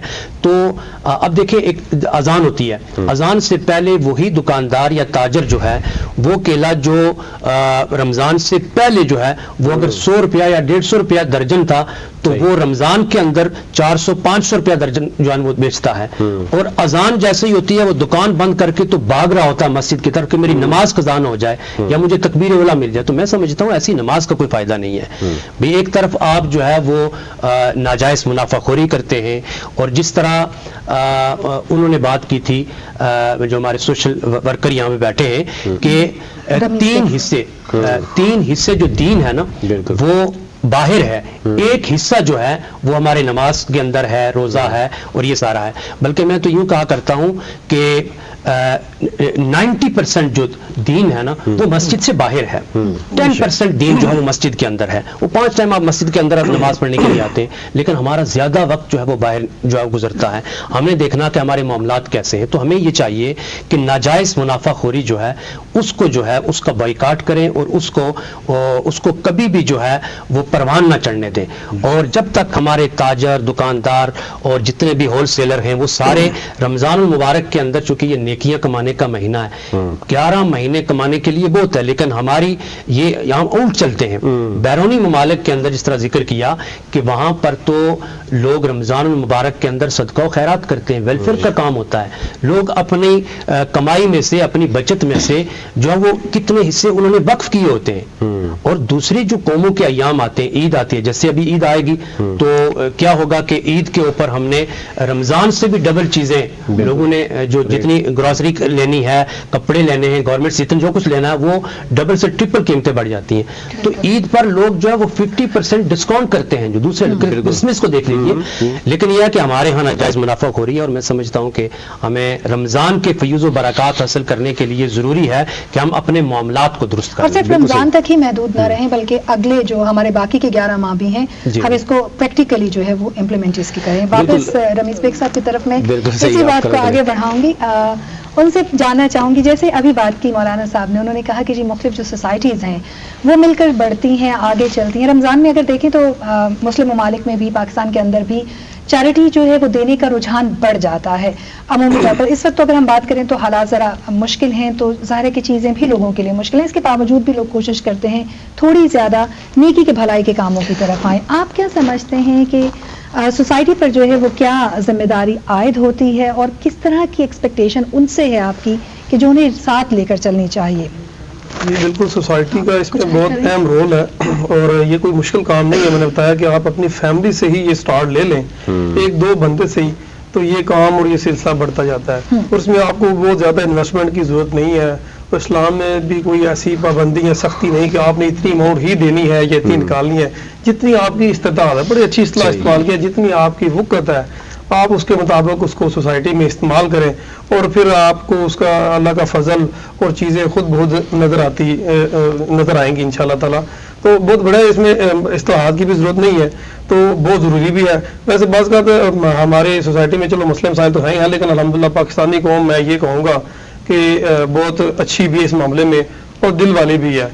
بعض کا ہمیں جب چیزوں کی ضرورت پڑتی ہے تو ایک ہی مد میں ایک ہی دوست جو ہے وہ اس لیول پہ پہنچا دیتا ہے. اب ویل چیئر کی بات ہوتا ہے کہ ہم ویل چیئر کا چونکہ کام کرتے ہیں اسپیشلی، اور تقریباً الحمدللہ سالانہ 15 سے 16 لاکھ روپے کی ویل چیئر جو ہے وہ ہم اس وقت 15,000 روپے کی ہے. جب ہم نے کام سٹارٹ کیا تھا وہ 5,000 کی تھی، تو آپ اندازہ کر لیں 7-8 سال کے اندر وہ 15,000 کی ہوگی ہے. تو ہمیں منتھلی تقریباً 10 ویل چیئر چاہیے ہوتی ہیں. تو بعض دوست ایسے بھی ہیں کہ جیسے جب ہمیں وہ اناؤنسمنٹ کرتے ہیں تو وہ ایک ہی دفعہ کہہ دیتے ہیں. تو بعض کا ایسے ہوتا ہے، میں بھی واقعی حالات ایسے ہیں کہ وہ نہیں کر سکتے ہیں. تو بہرحال ایک چیز میں ایڈ کرنا چاہ رہا تھا کہ رمضان میں کیونکہ ہم یہ دیکھتے ہیں کہ ہر شخص کی کوشش ہوتی ہے زکوٰۃ دینا، کیونکہ عبادات میں بھی ہم یہ سمجھتے ہیں کہ 70 گنا ثواب ملتا ہے. تو جہاں پہ چیریٹی بھی اس لیول پہ ہوتی ہے وہاں پر ہمیں جو مستحقین ہیں وہ بھی اس میں بہت بڑا اضافہ نظر آتا ہے. مہنگائی بھی عروج پہ نظر آتی ہے. اس کی کیا وجہ ہے کہ ہمیں یعنی ایک ہی ماہ میں سب کچھ نظر آنا شروع ہو جاتا ہے، اور لگتا ہے ایسا ہے کہ کسی جگہ پہ پراپر ڈیلیور نہیں ہو پا رہا؟ میں تھوڑا سا اس نقطے میں وضاحت کرتا جاؤں جو ہم نے ذاتی طور پہ محسوس بھی کیا ہے، دیکھا بھی ہے، جو آپ نے کہا اضافہ ہو جاتا ہے. میں کلیئر کٹ کہوں گا کہ جو گراؤنڈ ریئلٹی اس کو دیکھتے ہوئے یہ سمجھ لیں کہ مصنوعی اضافہ ہوتا ہے. بالکل صحیح، کیونکہ وہی بات ہے کہ الحمدللہ ہر بندے کا ایک وہ نرم گوشہ ہوتا ہے ہمارے اندر، مسلم اس کی کوشش ہوتی ہے. تو میں نے بتایا کہ جہاں اگر 2 ضرورت مند ہے تو 4 جو ہے وہ ایکسٹرا آ جاتے ہیں. پھر ان کا آج کل ایک طرز جو طریقہ کار ایسا ہو گیا ہے، وہ آپ کو ٹیزنگ سٹائل میں اتنا وہ کریں گے کہ آپ انسسٹ اتنا کرتے ہیں، بندہ کہتا ہے کہ یار اس کو 2-4 دو اور جان چڑھاؤ. اس میں سب سے اہم رول جو ہماری سوسائٹی کا ہے، ہم نے دیکھے سوشل میڈیا، پرنٹ میڈیا، ہر جگہ سے ہمیں پتہ ہے شریعت بھی ہمیں واضح احکامات دیتی ہے کہ آپ دیکھیں جی تسلی کریں اور اس کے بعد دیں. میں یہ کہوں گا کہ جی آپ جو جینون اور رجسٹرڈ فرمز ہیں، ٹھیک ہے، رجسٹرڈ مدارس ہیں، اور ہم اسلام آباد میں بہت سارے ایسے مدارس ہیں میں دیکھے جہاں پہ تقریباً لاوارث بچے ہیں جی، اور والدین نہیں ہیں، اور الحمدللہ ان کو دینی اور دنیاوی دونوں تعلیم دی جا رہی ہیں. ہم تقریباً 4 سے 5 مدارس یہاں اسلام آباد میں ہیں جن کو الحمدللہ خود تشبیہ کرتے ہیں، ہم بتاتے خود ان کو ڈونیشن بھی دیتے ہیں. صحیح. تو یہ ہے کہ یہ سوسائٹی کا کام ہے، ہم ترس کھانے کی بجائے تھوڑی سی تحقیق کر کے اور اس کے مطابق انشاءاللہ تعالیٰ یہ اور حکومت کو بھی اپنا رول اگر پلے کرے. ایک وقفے کے لیے کہا جا رہا ہے، اس سے پہلے ہم جائیں گے حافظ القاری سلطان علی صاحب کی طرف جائیں گے اور ایک نعت کی سعادت حاصل کرتے ہیں، اور اس کے بعد ہم باقاعدہ طور پر ایک چھوٹا سا وقفہ لیں گے اور اس کے بعد واپس آئیں گے اور گفتگو کا سلسلہ جو ہے وہ ہے یہاں سے شروع کرتے ہیں. یہ سروری ہے بلا کیا سکندری کیا ہے، یہ سروری ہے بلا کیا سکندری کیا ہے، در نبی کا گدا ہوں مجھے کمی کیا ہے،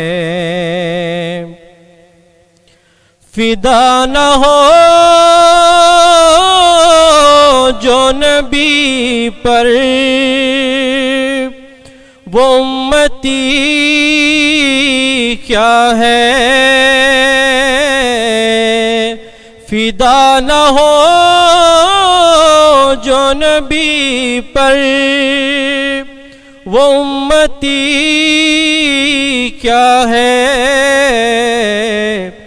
جو گیت گائے نہ ان کے وہ آدمی کیا ہے، یہ سروری ہے بلا کیا سکندری کیا ہے، در نبی کا گدا ہوں مجھے کمی کیا ہے، تڑپ رہا ہے جو روزے کی حاضری کے لیے، تڑپ رہا ہے جو روزے کی حاضری کے لیے، اسی غریب سے پوچھو کہ بے بسی کیا ہے، اسی غریب سے پوچھو کہ بے بسی کیا ہے، در نبی کا گدا ہوں مجھے کمی کیا ہے، بڑا کرم ہے نیازی مدینے والے کا، بڑا کرم ہے نیازی مدینے والے کا، کرم نہ ہو جو نبی کا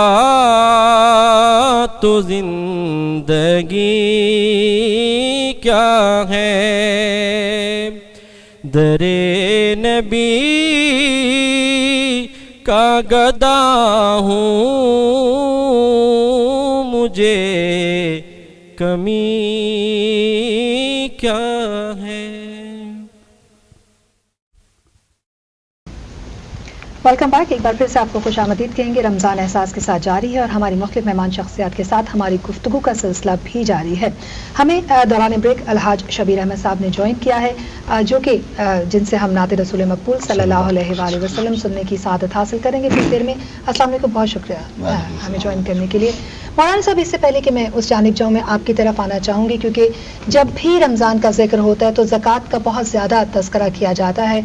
जैसे आपने भी अपनी गुफ्तगू में कुछ देर कबल ही कहा कि जो रोज़ा है वो बदन की ज़कात है, तो ज़कात पर बहुत ज़्यादा जोर दिया गया है। लेकिन अमूमी तौर पर ये बात तो की जाती है कि अगर आपके पास ज़ेवरात हैं ख़वातीन के तो जो है वो ज़कात दी जाएगी, लेकिन बहुत कम लोग ये वाकिफ़ हैं कि इसमें और भी चंद ऐसे अनासर हैं कि जिनका ख्याल रखा जाना ज़रूरी है। ज़रा उस पर रोशनी डालिएगा, वो क्या है और ज़कात या फितराना किस तरीके से इसको फाइनलाइज किया जाता है और किस तरह से इसको अदा किया जाता है।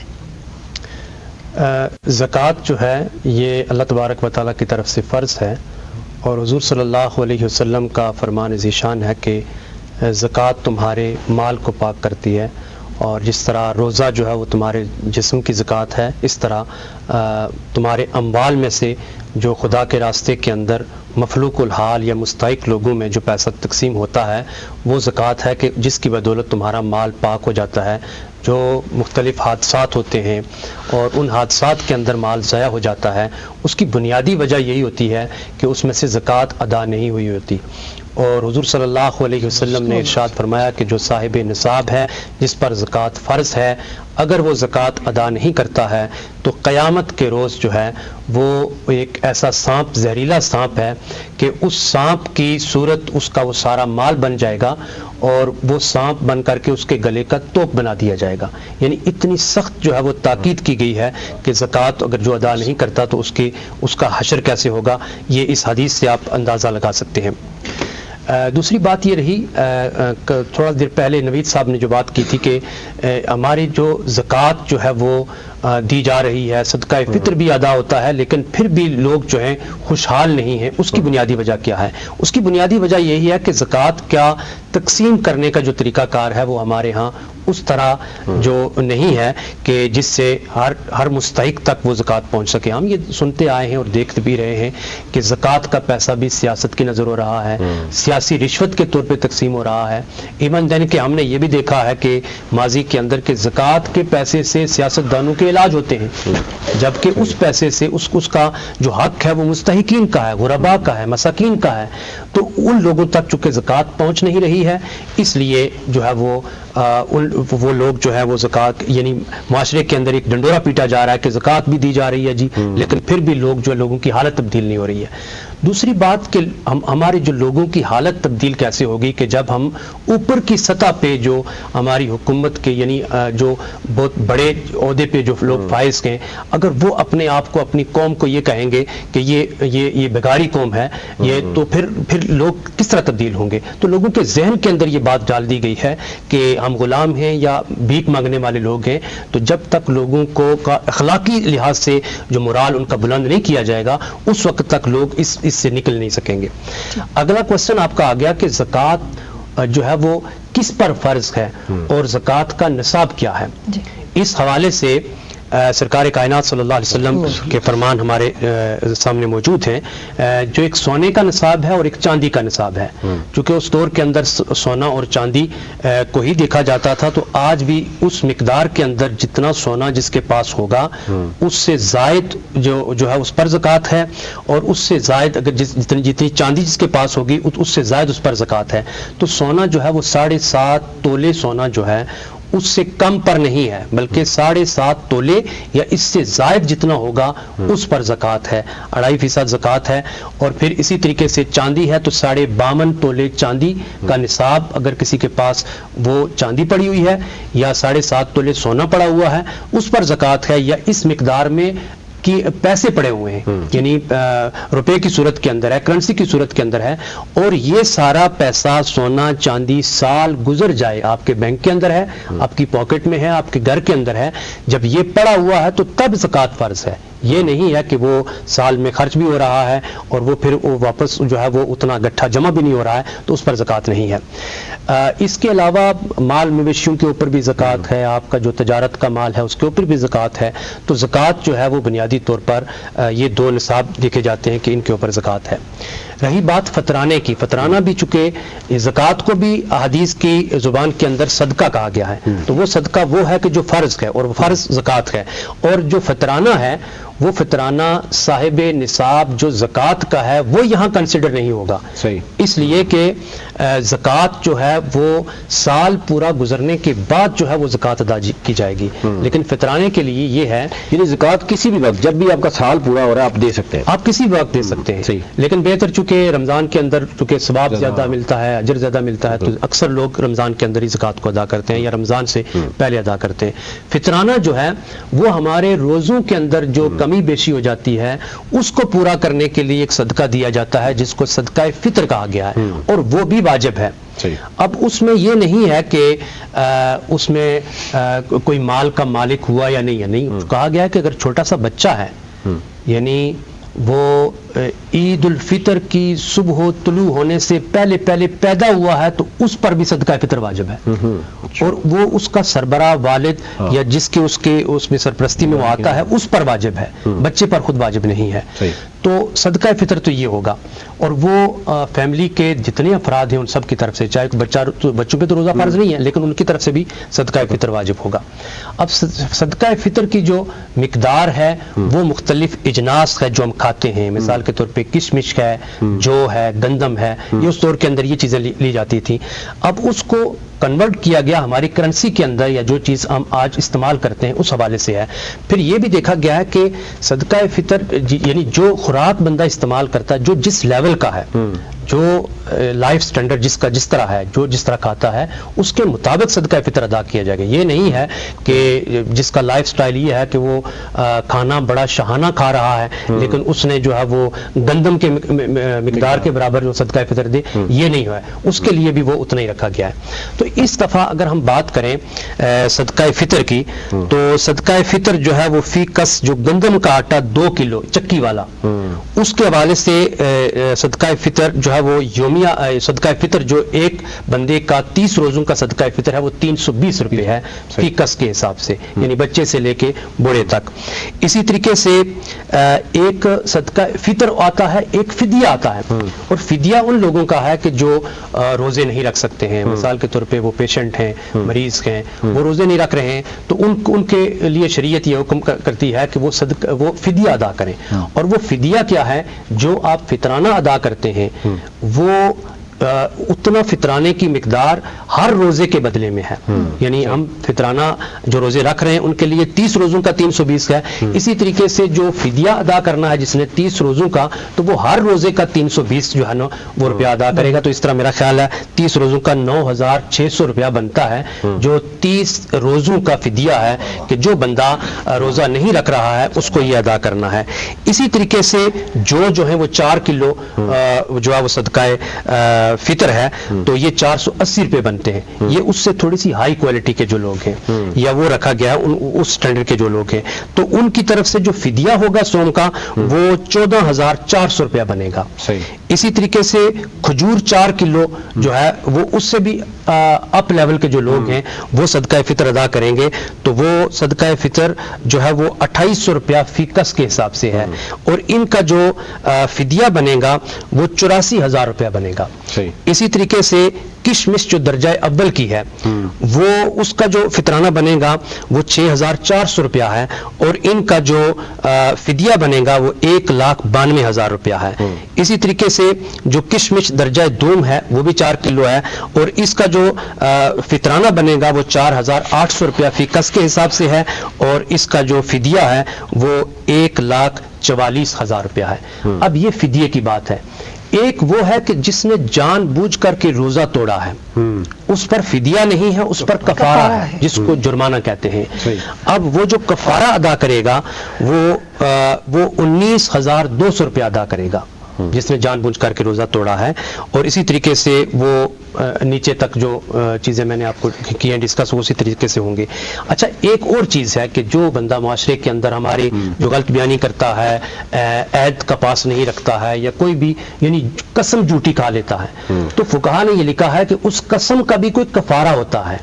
اس قسم کا کفارہ جو ہے وہ جو گندم کا جو 2 کلو آٹا چکی والا ہے جو فطرہ مقرر ہوا، اس لیول کے جو لوگ اگر جھوٹی قسم اٹھاتے ہیں تو اس کے کفارہ قسم کی جو قیمت ہے وہ 3200 روپیہ ہے۔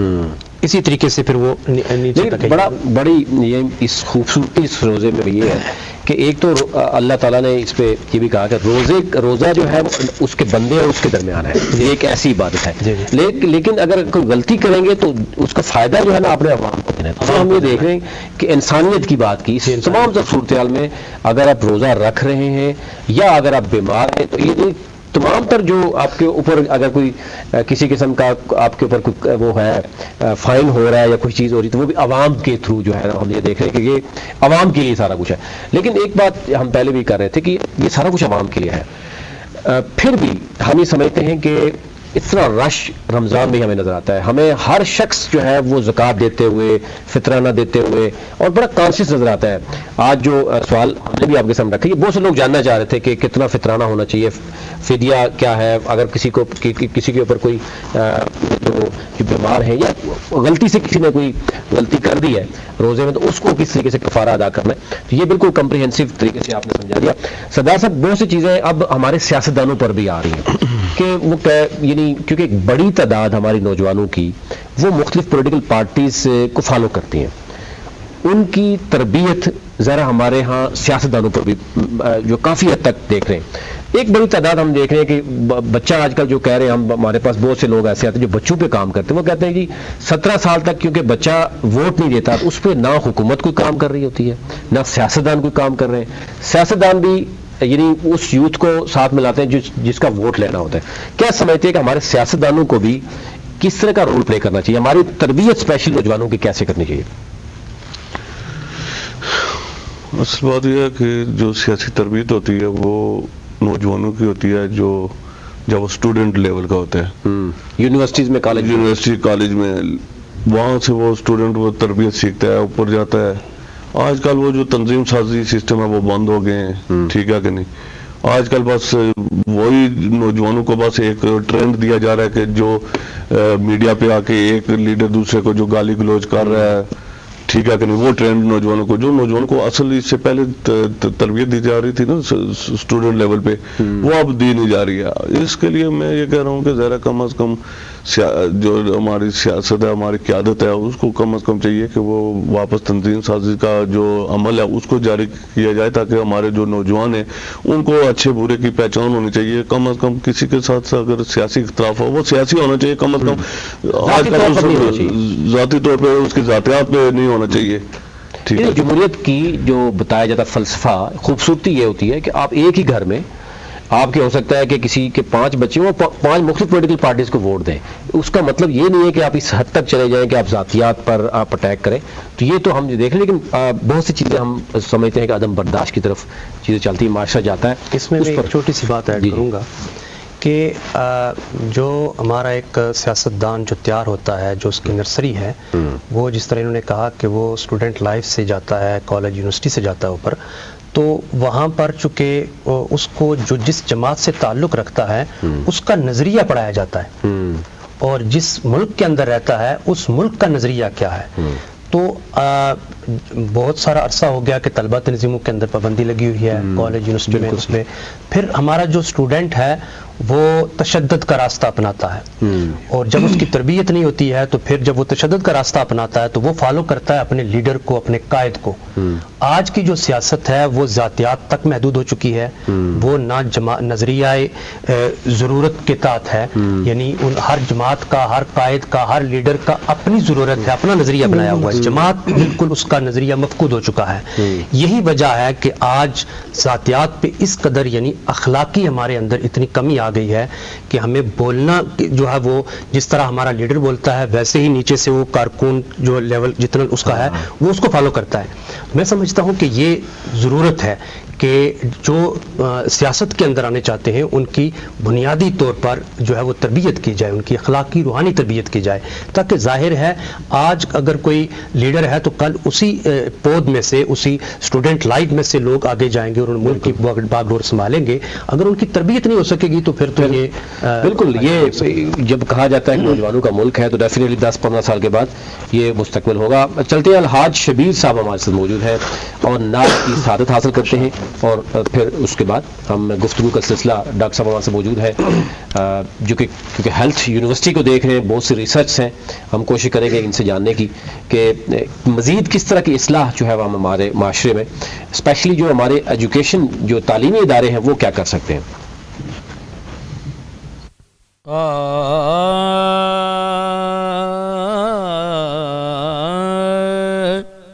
حال دل کس کو سنائیں، آپ کے ہوتے ہوئے حال دل کس کو سنائیں، آپ کے ہوتے ہوئے کیوں کسی کے در پہ جائیں، آپ کے ہوتے ہوئے حال دل کس کو سنائیں۔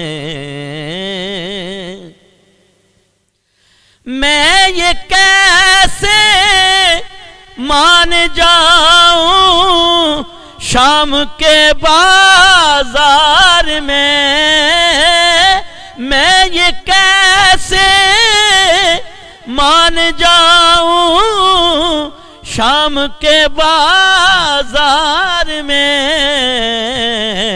چھین لے کوئی ردائیں آپ کے ہوتے ہوئے، چھین لے کوئی ردائیں آپ کے ہوتے ہوئے۔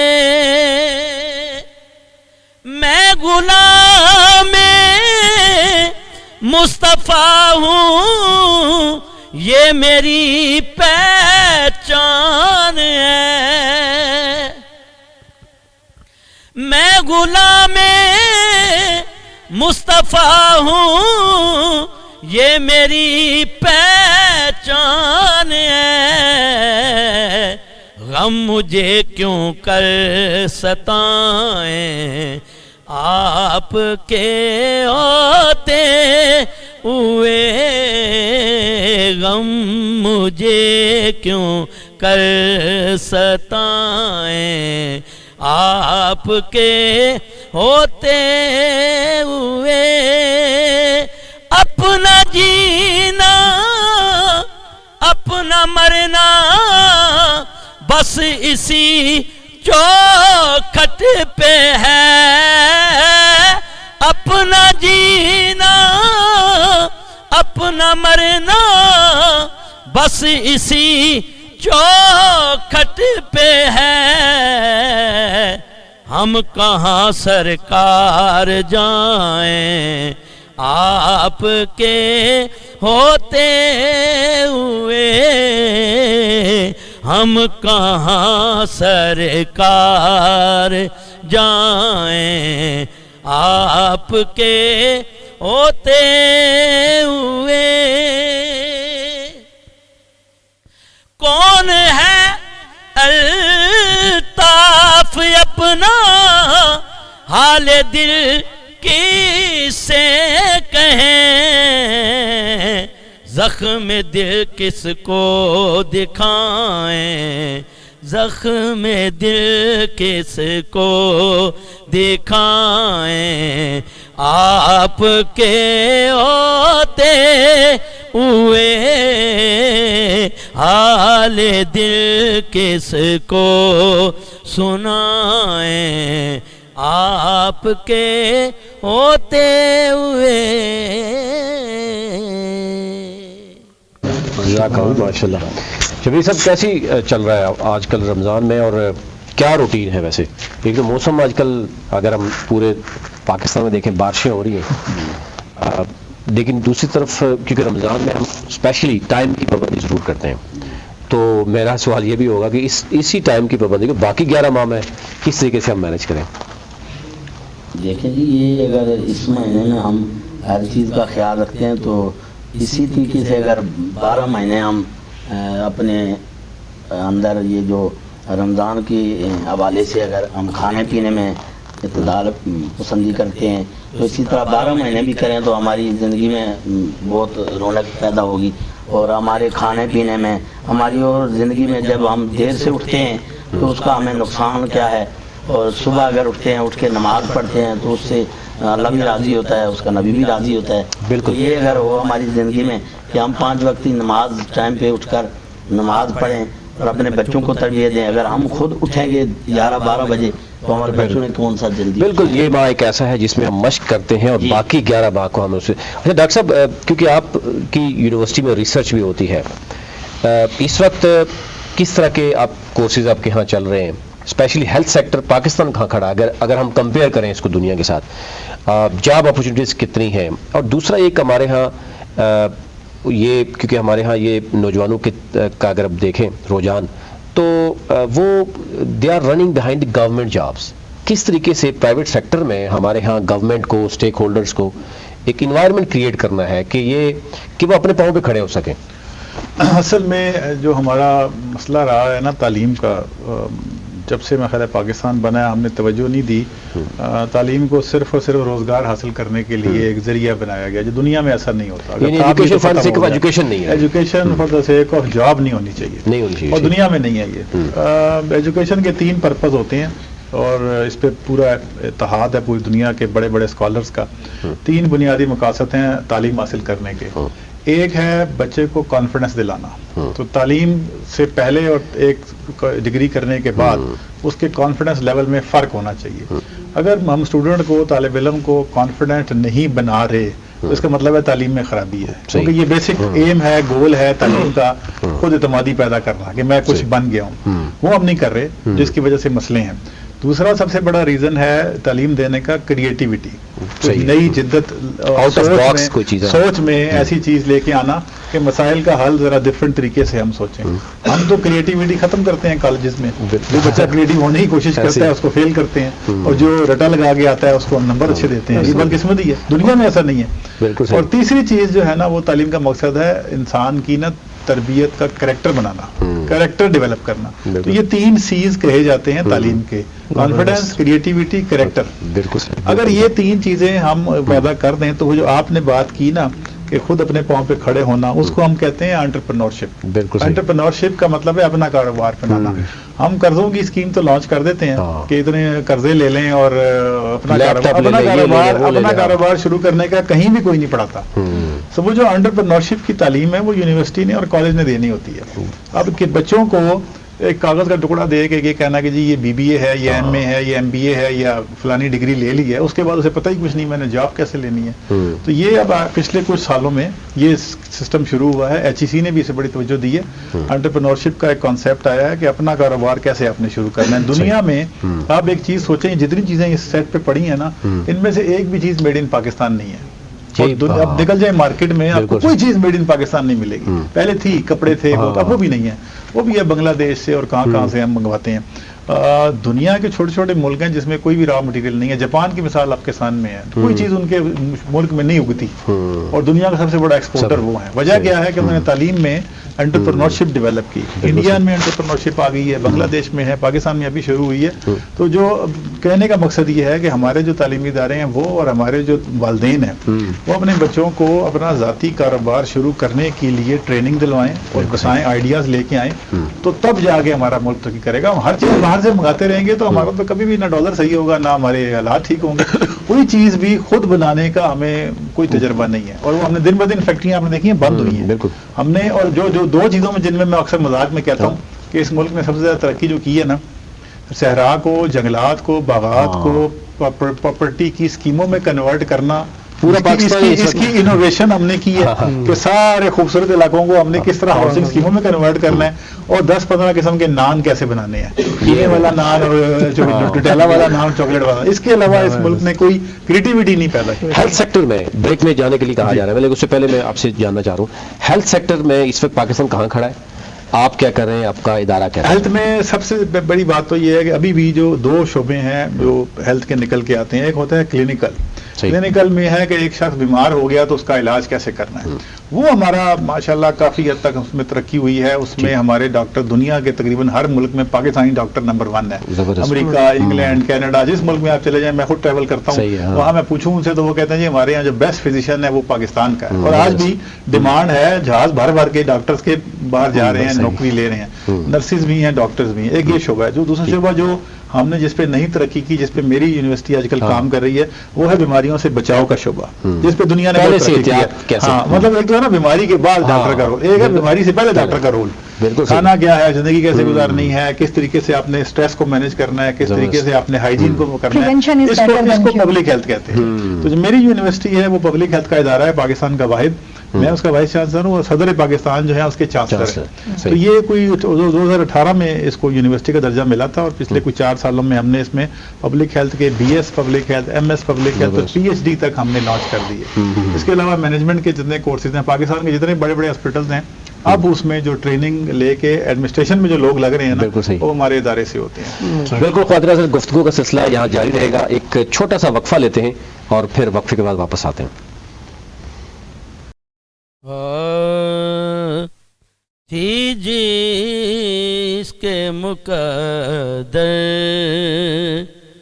में गदाई तेरे दर की,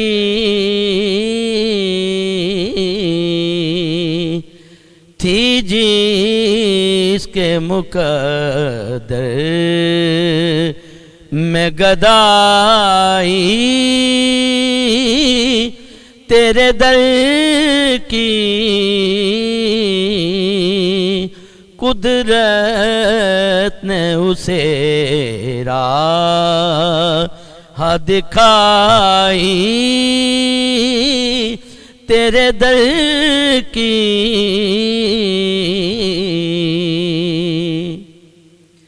फिर उसने कोई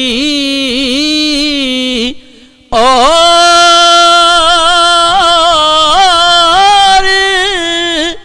तसव्वुर नहीं बांधा, हमने जिसे तस्वीर दिखाई तेरे दर की, हमने जिसे तस्वीर दिखाई तेरे दर की। रोया हूँ मैं उस शख्स के पाँव से लिपट कर, रोया हूँ मैं उस शख्स के पाँव से लिपट कर, जिसने भी कोई बात सुनाई तेरे दर की। आया है नसीर आज तमन्ना यही लेकर, आया है नसीर आज तमन्ना यही लेकर, पलकों से किए जाए सफाई तेरे दर की, पलकों से किए जाए सफाई तेरे दर की थी जिसके मुकद्दर में। अलहाज शबीर अहमद साहब, बहुत शुक्रिया। नात रसूल मकबूल सल्लल्लाहु अलैहि वसल्लम सुनने की सादत हमने हासिल की और एक बिल्कुल अलग सा समा जो है वो बन जाता है, रिक्कत जो है वो तारी हो जाती है दिल पर, और यकीनन जो रमज़ान की एहसास है उसका एहसास भी हमें होने लगता है। बहरहाल आगे बढ़ेंगे अपनी इस ट्रांसमिशन की, चूँकि हम आखिरी पहर में हैं, बातचीत का सिलसिला जो है वो अपने मेहमानों के साथ जारी रखते हैं। डॉक्टर अली इरफान, आपकी तरफ वापस आना चाहूँगी। हमने अपनी इस गुफ्तगू में देखा, बहुत बार इसका तज़किरा भी हुआ कि हम जो अपनी खुराक है उसको बिल्कुल तब्दील कर लेते हैं रमज़ान में, और ख़ास तौर पर जो जंक फूड है या फ्राइड चीज़ें हैं या पकौड़े हैं, समोसे हैं, उनको ऐड कर दिया जाता है। इस पर तो बहुत बात हो गई कि क्या खाया जाए क्या ना खाया जाए। एक और जो मसला है वो ये है, हमारे यहाँ अमूमी तौर पर जिसे कहा जाता है कि आपकी अपनी बॉडी के अंदर रेजिस्टेंस होनी चाहिए, बीमारियों से लड़ने की ताकत या मुज़ाहमत होनी चाहिए, उसको ना तो बनने दिया जाता है। ज़रा सा अगर हमें दर्द होता है या बुखार होता है या तबीयत ख़राब होती है तो हम फौरी तौर पर या तो सेल्फ डायग्नोस कर लेते हैं, ये वाली टैबलेट खा लें, या मेरे पास मेडिसिन होगी तो मैं घर के मेंबर से कहूँगी कि आप मेरी दवाई खा सकते हैं। किस हद तक ये रवैया दुरुस्त है और हमें कितना इंतज़ार करना चाहिए दवाई की तरफ जाने से? अब तो मैं थोड़ा ऐड कर लेता हूँ। एक तो टोटके भी कुछ घरेलू टोटके होते हैं, और कुछ हमारे यहाँ ये भी बताया जाता है कि आप कुछ भी ना करें, आप ये कर लें। कुछ सेंटर्स ऐसे बन चुके हैं जहाँ पर कुछ और तरीके बताए जाते हैं। तो क्या इसमें स्पेसिफिक अगर हम रमज़ान की बात करें तो उसमें क्या करना चाहिए? बिल्कुल जी, जैसे कि मुख्तलिफ़ बीमारियों में जो है ना पेशेंट्स हमारे पास मुख्तलिफ़ साइन एंड सिम्टम्स के साथ प्रेजेंट करते हैं। तो एक्चुअली क्या होता है, मुख्तलिफ़ बीमारियों के साथ पेशेंट जब हमारे पास आते हैं तो वो मुख्तलिफ़ नौइयत की होती है। जैसे कि अगर सिंपल सी बुखार की अगर बात कर लें तो उसमें हम मेडिकल पॉइंट ऑफ व्यू में देखें तो एक फीवर ऑफ अननोन ओरिजिन जिसे हम कहते हैं, ठीक है नहीं, तो उसमें ये होता है कि उसके 100 से भी ज़्यादा डिफरेंशियल्स हो सकते हैं कि मुख्तलिफ़ काजेस हो सकते हैं जिस वजह से बुखार में मुब्तला है। तो अक्सर क्या होता है कि हम जब किसी पेशेंट को एंटीबायोटिक का कोर्स लिख के देते हैं तो फिर वो यूज़ करते हैं। अव्वल तो ये कि वो कोर्स पूरा नहीं करते हैं, 3 दिन 4 दिन यूज़ करने के बाद जब तबीयत में थोड़ी सी बेहतरी आती है तो फिर वो दवाइयों को छोड़ देता है, और जो है ना वो उसके बाद जब दोबारा उसको इन्फेक्शन होता है तो फिर वो उस दवाई से कवर नहीं होता, हमें और ब्रॉड स्पेक्ट्रम एंटीबायोटिक की तरफ जाना पड़ता है। और दूसरी बात ये है कि जैसे कि मतलब एक पेशेंट को जब कोई मेडिकेशंस दी जाती है तो फिर वो अपना ये जो मेडिकेशन है वो जो साइन एंड सिम्टम्स के साथ प्रेजेंट करता है, जैसे कि फीवर है उसके लिए कुछ दवाइयाँ एंटीबायोटिक ऐड की गई हैं, तो फिर वो अपने किसी मोहल्ले में या किसी जानने वाले को भी जब कोई बुखार हो तो वो डायरेक्ट वहीं एंटीबायोटिक उनको बता देते हैं कि आप ये दवाइयाँ यूज़ करें 2-3 दिन के लिए। लोग जो है पेशेंट है वो खुद ही जाके डॉक्टर को बता रहे होते हैं मुझे एक इंजेक्शन लगा दें, मेरी तबीयत बहुत ख़राब है। तो वो जो एक रवैया है वो किस हद तक दुरुस्त समझते हैं? जी बिल्कुल। एक्चुअली ये मसला हमारे मुआशरे का ये इल्मिया है कि पेशेंट्स चाहते हैं कि हम एकदम से ठीक हो जाए, ठीक है, क्योंकि एक आपकी बॉडी में जब इन्फेक्शन होता है वो एक प्रॉपर उसके साथ होता है, उसको हम देखना होता है कि किस तरह से इसको मैनेज करना है। तो पेशेंट्स क्या चाहते हैं कि एकदम से ठीक हो जाए, वो डायरेक्ट आईवी हमें वो रिक्वेस्ट करते हैं कि आईवी पे हमें लगा दें। तो डॉक्टर्स बेसिकली क्या करते हैं, पहले तो रूल आउट करते हैं काज को, फिर उस हिसाब से मेडिकेशन दी जाती है। अगर मेडिसिन से वो मतलब नहीं हो रहा, कवर नहीं हो रहा हो तो तब फिर आईवी की तरफ हम चला जाते हैं कि एक डॉक्टर साहब जो दुनिया में हम देखते हैं कि वहाँ स्पेशली अगर हम अपने यहाँ देखें सिक्योरिटी फोर्सेस को, पुलिस को ले लें, मैं इस्लामाबाद पुलिस की एग्जांपल लूँगा। कल भी मैडम बता रही थी कि वहाँ पर हेपेटाइटिस सी और बी ये तो बहुत नॉर्मल है पुलिस डिपार्टमेंट के अंदर। ओवरवेट बहुत ज़्यादा वहाँ पर मरीज, यानी जो वो सिक्योरिटी इदारे जिनको हमेशा जो है ना वो अलर्ट रहना पड़ता है। वजह क्या है कि हम एक दफ़ा जो कहा जाता है भर्ती हो जाते हैं, वो उस वक्त स्मार्ट होते हैं, कोई बीमारी नहीं होती, टेस्ट होता है, इंटरव्यू होता है, उसके बाद फिर ये सिलसिला शुरू होता है। रिफ्रेशर कोर्सेज नहीं है, मेडिकल चेकअप नहीं है। ये वजह क्या है कि हमारे यहाँ फोर्सेज यानी जिनका काम ही फिटनेस है वो भी इस तरफ नहीं आते, और फिटनेस की तरफ हमारी तवज्जो क्यों नहीं? असल में आप खुद ज़्यादा बेहतर जानते हैं, आप मीडिया में होते हैं, कि हमारे यहाँ पे जब किसी फोर्स में, जैसे आर्मी का तो फिलहाल कुछ हद तक उसके पहले से प्रैक्टिस करते हैं, फिटनेस की वो ट्रेनिंग वगैरह सेशंस होते रहते हैं। تو پولیس اور دوسرے سیکیورٹی ایجنسیز سے فورسز ہیں اس میں مین مسئلہ یہی ہوتا ہے کہ ریفریشمنٹ کورسز ہوتے ہیں نا ان کا انعقاد نہیں کیا جاتا ہے ٹائم ٹو ٹائم, اور چیک اینڈ بیلنس نہیں ہوتا ہے. ایک بندہ ایڈمیشن ہونے کے بعد کسی بھرتی ہونے کے بعد جو ہے نا اس کی کوئی چیک اینڈ بیلنس نہیں ہے, اس کی ویٹ وغیرہ یا دوسری جو ایکٹیویٹیز ہے اس پہ کوئی توجہ نہیں ہے, جس کی وجہ سے جو ہے نا. اور دوسری بات یہ ہے کہ جہاں تک ہیلتھ سے ریلیٹڈ ہے تو ان کو ہیلتھ کانشیس بھی ہونا بہت ضروری ہے. جیسے کہ وہ فورس میں ہیں تو ان کے اوپر ایک ذمہ داری عائد ہوتی ہے کہ ایک معاشرے میں جو ہے نا ایک مثالی بننا پڑتا ہے. تو اس لیے ان کو چاہیے کہ جو ہے نا مختلف قسم کے ایسے ایکٹیویٹیز میں حصہ لے جس سے ان کا جسم جو ہے نا تندرست رہے. بالکل مرزا صاحب آپ کی طرف آؤں گا. اس وقت جو ہم یہ دیکھ رہے ہیں مختلف تنظیمیں کام کر رہی ہیں, مختلف ریسرچ بھی ہیں, جس پوائنٹ کے اوپر بھی ہم بات کرتے ہیں ہمیں مایوسی ہوتی ہے. لیکن ہم ظاہر ایک رمضان المبارک کا منتھ ہے, مغفرت کا عشرہ ہے, تو ہم سمجھتے ہیں کہ اس میں ہمیں مثبت سوچ رکھنی چاہیے.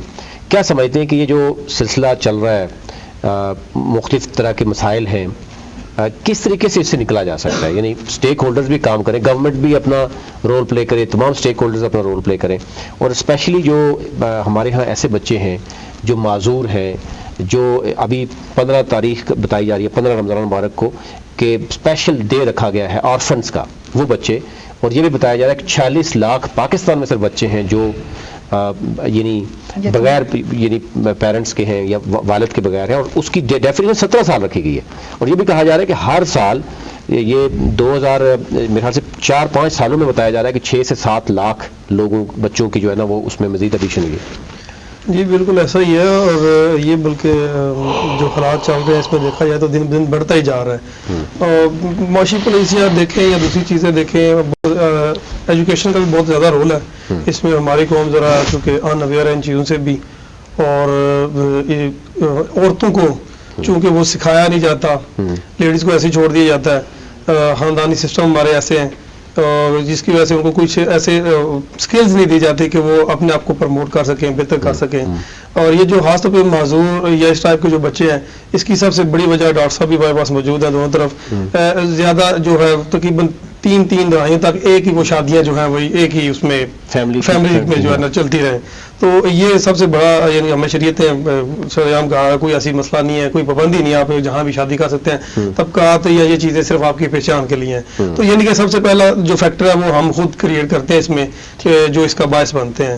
اس کے بعد یہ کہ یہ تنظیمیں وغیرہ مل کے بھی ابھی تک چونکہ اس میں ایکسپینس زیادہ ہے. میں بار بار کہوں گا کہ یہ جو بچے ہیں 5 بچے ہیں نا, ان کی مینٹیننس, ان کی دیکھ بھال کے لیے اور ان کے لیے جو ہمیں چاہیے چیزیں وہ بہت زیادہ ہیں. تو بہت سارے ادارے کام کرتے ہیں اور ہم نے دیکھا ہے کہ وہ درمیان میں چھوڑ جاتے ہیں. ٹھیک ہے, اسی طرح ہماری حکومتوں کا بھی اگر دیکھا جائے, اداروں کا بھی دیکھا جائے تو کوئی پراپر نظام نہیں ہے. نمبر 1 پہ تو ہمیں NGOز یا جو بھی ادارے کام کر رہے ہیں, گورنمنٹ کو چاہیے کہ ایک تو ان کا پورا پراپر چیک بیلنس رکھے اور بذات خود بھی اس کے اوپر میکسیمم کام کریں. اور اسی سے ہی اوور کم ہو سکتا ہے, نہیں تو ادروائز یہ سمجھے کہ ایسے لواسوں والی زندگی رہے گی. ڈاکٹر صاحب بالکل آپ ایک طرف ہیں, دوسری طرف مولانا صاحب ہیں. سوال میرا تھوڑا سا تلخ اس حوالے سے ہوگا کہ ہمارے ہاں جو بچے ہیں, یعنی جتنے ہمارے ہاں مزدور غریب لوگ ہیں ان کے بچے بھی زیادہ ہیں, اور پھر فیملی پلاننگ کی بات کی جاتی ہے تو اس میں ریلیجیس مسئلہ بھی بنا دیا جاتا ہے, یا نہیں بننا چاہیے, یا اسٹیٹ کی رسپانسبلٹی کیا ہونی چاہیے. اس وقت جو فیکٹس اینڈ فگر بتایا جاتا ہے, جتنے امیر ہیں جن کے پاس لامحدود دولت ہے ان کے بچہ 1 یا 2 بچے ہوں گے, ان کو پتہ ہی نہیں ہے کہ ان کی جو ہے وہ دولت کتنی ہے. لیکن دوسری طرف 5, 6, 7, 8, 10 بچے تک ہیں. اسٹیٹ کی کیا رسپانسبلٹی ہے, اس شخص کی کیا رسپانسبلٹی ہے, کیونکہ بچے کا قصور تو نہیں ہے کہ اس کو آپ کھانا بھی نہ پورا دیں, اس کو اسکولنگ بھی نہ ملے, کیونکہ اسٹیٹ یہ کہتی ہے کہ آرٹیکل 25A کلیئرلی بتاتا ہے کہ 16 سال تک کے بچے کی جو تعلیم ہے, اس کی صحت ہے, وہ سارا کچھ اسٹیٹ نے کرنا ہے. دیکھیں اس میں جو آپ نے کہا نا امیر غریب کا فرق, واقعی اس میں بہت بڑا ایک فیکٹ ہے. اگر تو بچے کو پراپر تعلیم دلوانی ہے, آپ نے اس کی خوراک کا پورا خیال رکھنا ہے, اس کے رہن سہن کا خیال رکھنا ہے, تو پھر تو آج کل کے دور میں بہت مہنگا پڑتا ہے. صحیح. تو جو بھی مڈل کلاس اور اوپر کے لوگ ہیں نا, وہ بچہ پیدا کرتے ہوئے سوچتے ہیں, مشورہ کرتے ہیں اور وقفہ رکھتے ہیں. اور آج کل وہ والا سلو قلمی نہیں ہے کہ بچے کم ہونے چاہیے. آج کل ہم کہتے ہیں کہ بچوں کے درمیان وقفہ ہونا چاہیے. تو یہ نہیں کہتے کہ بچے 2 ہی اچھے, اب وہ نعرہ نہیں ہے. صحیح. اور اب منصوبہ بندی کا ورڈ بھی یوز نہیں ہوتا فیملی پلاننگ کے لیے, یا خاندانی منصوبہ بندی نہیں کہتے. ہم کہتے ہیں کہ وقفہ ہونا چاہیے تاکہ ایک بچہ جو ہے اس کی بھی صحت بن جائے اور ماں کی بھی صحت بن جائے, پھر دوسرا بچہ. بالکل صحیح, بالکل صحیح. اب جو غریب ہمارے یہاں پہ لوگ ہیں, ابھی صبح سے جب سے ہم بات کر رہے ہیں, آپ نے دیکھا ہوگا ایک بات جو وہ ہے کہ ہم لائنوں میں بھی لگتے ہیں, ہم پیسے وہ حاصل کرنے کے لیے بہت کچھ کوشش کرتے ہیں. تو غریب آدمی ایک بچے کو نا کسی نہ کسی طریقے سے انکم کا ذریعہ سمجھ رہا ہے. وہ یہ سوچتا ہے کہ 6 بچے ہوں گے تو اتنا کما کے لائیں گے, 8 ہوں گے تو اتنا کما کے لائیں گے, اور اگر ایک ہی بچہ ہوا تو میں بیمار ہو گیا تو پھر کیا ہوگا. یہ جو سوچ ہے نا, اس کے اندر تبدیلی کے لیے ظاہر حکومت کو بھی بات کرنی ہے, تعلیمی اداروں نے بھی بات کرنی ہے, علماء نے بھی بات کرنی ہے کہ رزق تو اللہ نے اپنے ذمہ لیا ہوا ہے, انسان کے ذمہ تو رزق ہے ہی نہیں. لیکن بدقسمتی سے ہم جب بھی کسی سے بات کرتے ہیں نا تو وہ ہمیشہ اس کو رزق کے ساتھ جوڑتا ہے, اولاد کو مال کے ساتھ وہ کرتا ہے کہ یہ ہمارا مال ہے اور اس سے ہم ترقی کریں گے, جبکہ وہ ایک بہت بڑا عذاب بن جاتا ہے کیونکہ اس کو کھانا دینا ہے, تعلیم دینی ہے, کپڑے دینے ہیں. اور آج کل کے دور میں ایک بچے کے لیے گزارا مشکل ہے, اور 6 بچے یا 8 بچے جو ہیں ان کو کیسے آپ وہ کر سکتے ہیں. مولانا صاحب آپ کیا کہیں گے اس حوالے سے؟ اس حوالے سے چونکہ میں سمجھتا ہوں کہ باضابطہ کوئی قرآن کے اندر اس طرح کی آیت تو موجود نہیں ہے بچے کتنے پیدا کرنے چاہیے, اور لیکن یہ ہے کہ یہ ایشو جو ہے یہ ہمارا معاشی مسئلہ ہے, اور ہمارا چونکہ ریاست کو دیکھا جاتا ہے یا ملک کو دیکھا جاتا ہے کہ اس کی خوشحالی کس طرح ممکن ہے. صحیح.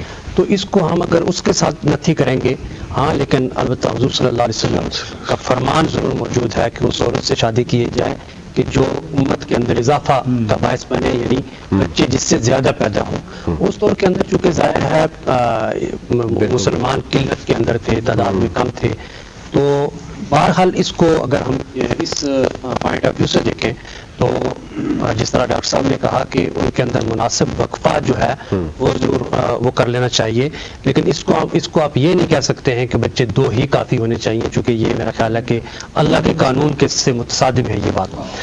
اسٹیٹ جیسے ابھی ریسنٹلی کچھ واقعات کچھ ایریاز میں کہ جب پولیو میں قطرے پلائے جاتے ہیں یا کوئی کسی طرح کی یعنی جب ویکسینیشن ہوتی ہے اس میں ایسے واقعات سامنے آتے ہیں کہ ہیلتھ ورکرز کو, خواتین کو مارا گیا, یعنی کچھ اویئرنیس نہیں تھی جی, وہاں پر لوگوں کو یہ بتایا گیا سوشل میڈیا کے تھرو کہ جناب یہ آپ کے بچوں کو قطرہ جو ہے وہ خطرناک ہے.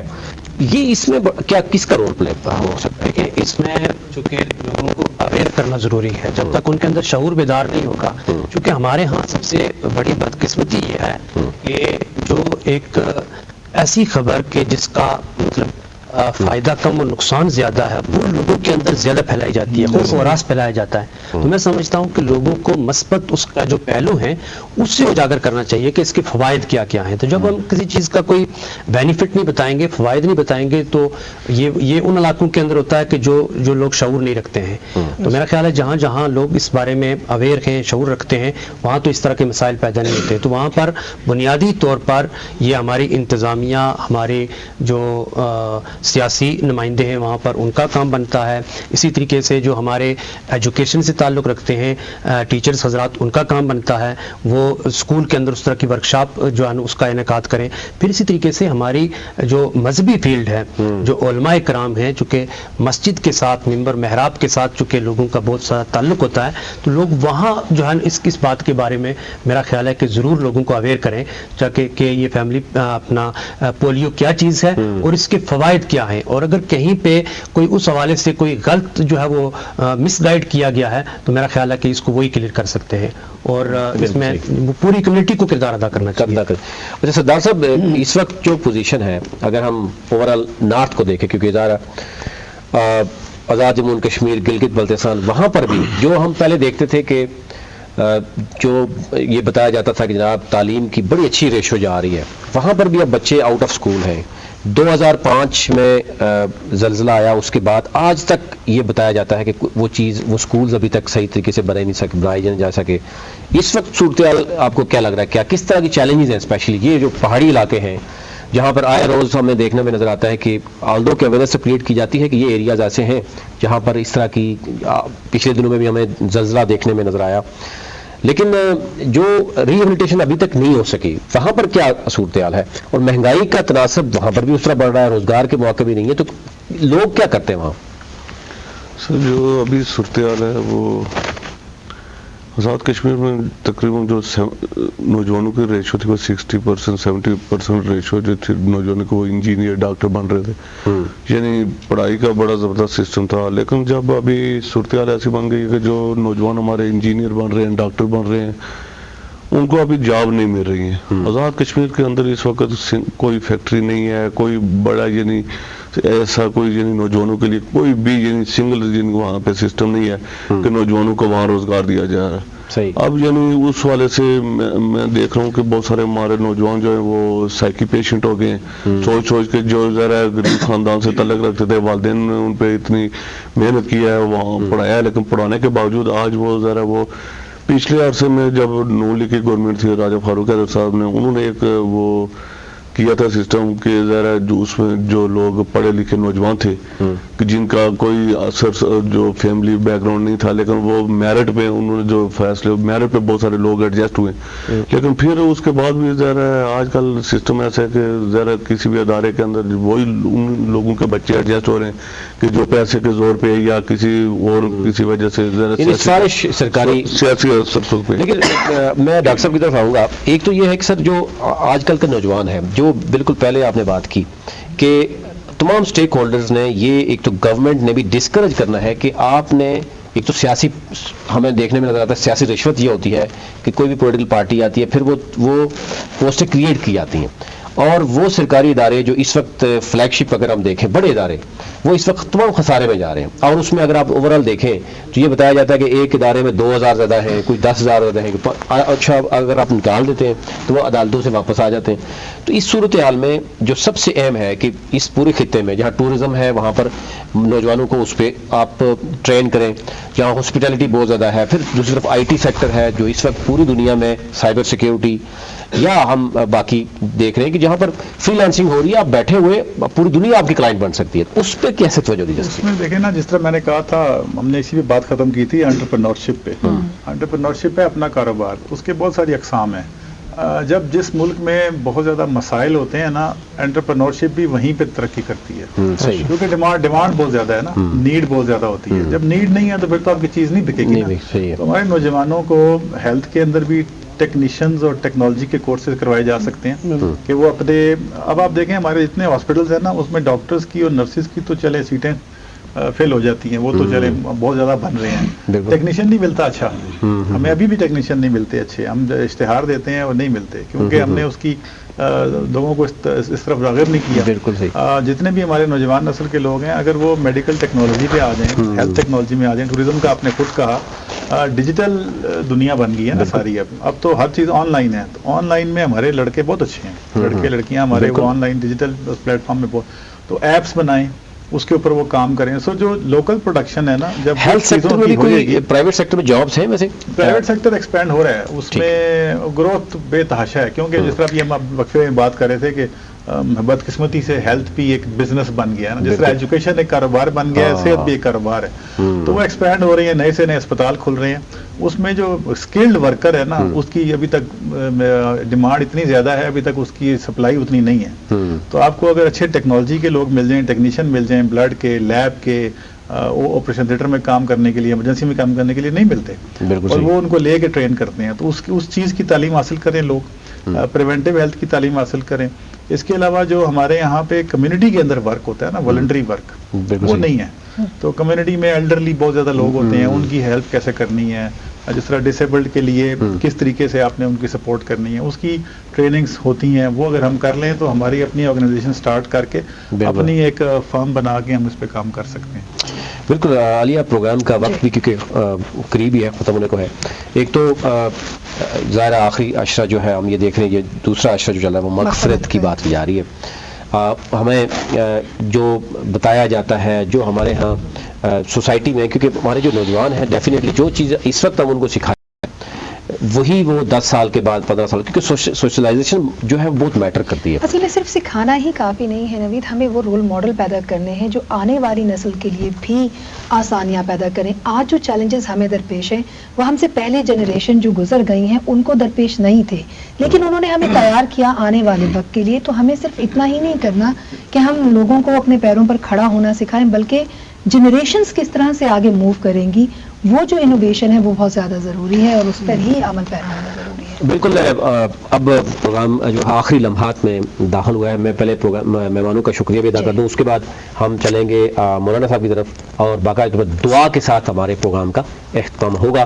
ہمارے ساتھ موجود تھے حافظ القاری سلطان علی، اس کے ساتھ ساتھ ہمارے ساتھ مولانا صاحب ابھی موجود ہیں، محمود احمد تبسم صاحب، ڈاکٹر علی عرفان صاحب ہمارے ساتھ موجود تھے، ڈاکٹر شہزاد علی صاحب ہمارے ساتھ وائس چانسلر وہ موجود ہے، الحاج شبیر احمد صاحب سے نعت کی سعادت حاصل کی وہ ہمارے ساتھ موجود ہیں، اور مرزا رمیز بیگ صاحب ہیں جو کہ سوشل ورکر ہیں، اور انہوں نے بھی بتایا کہ وہ کس طریقے سے کام کریں.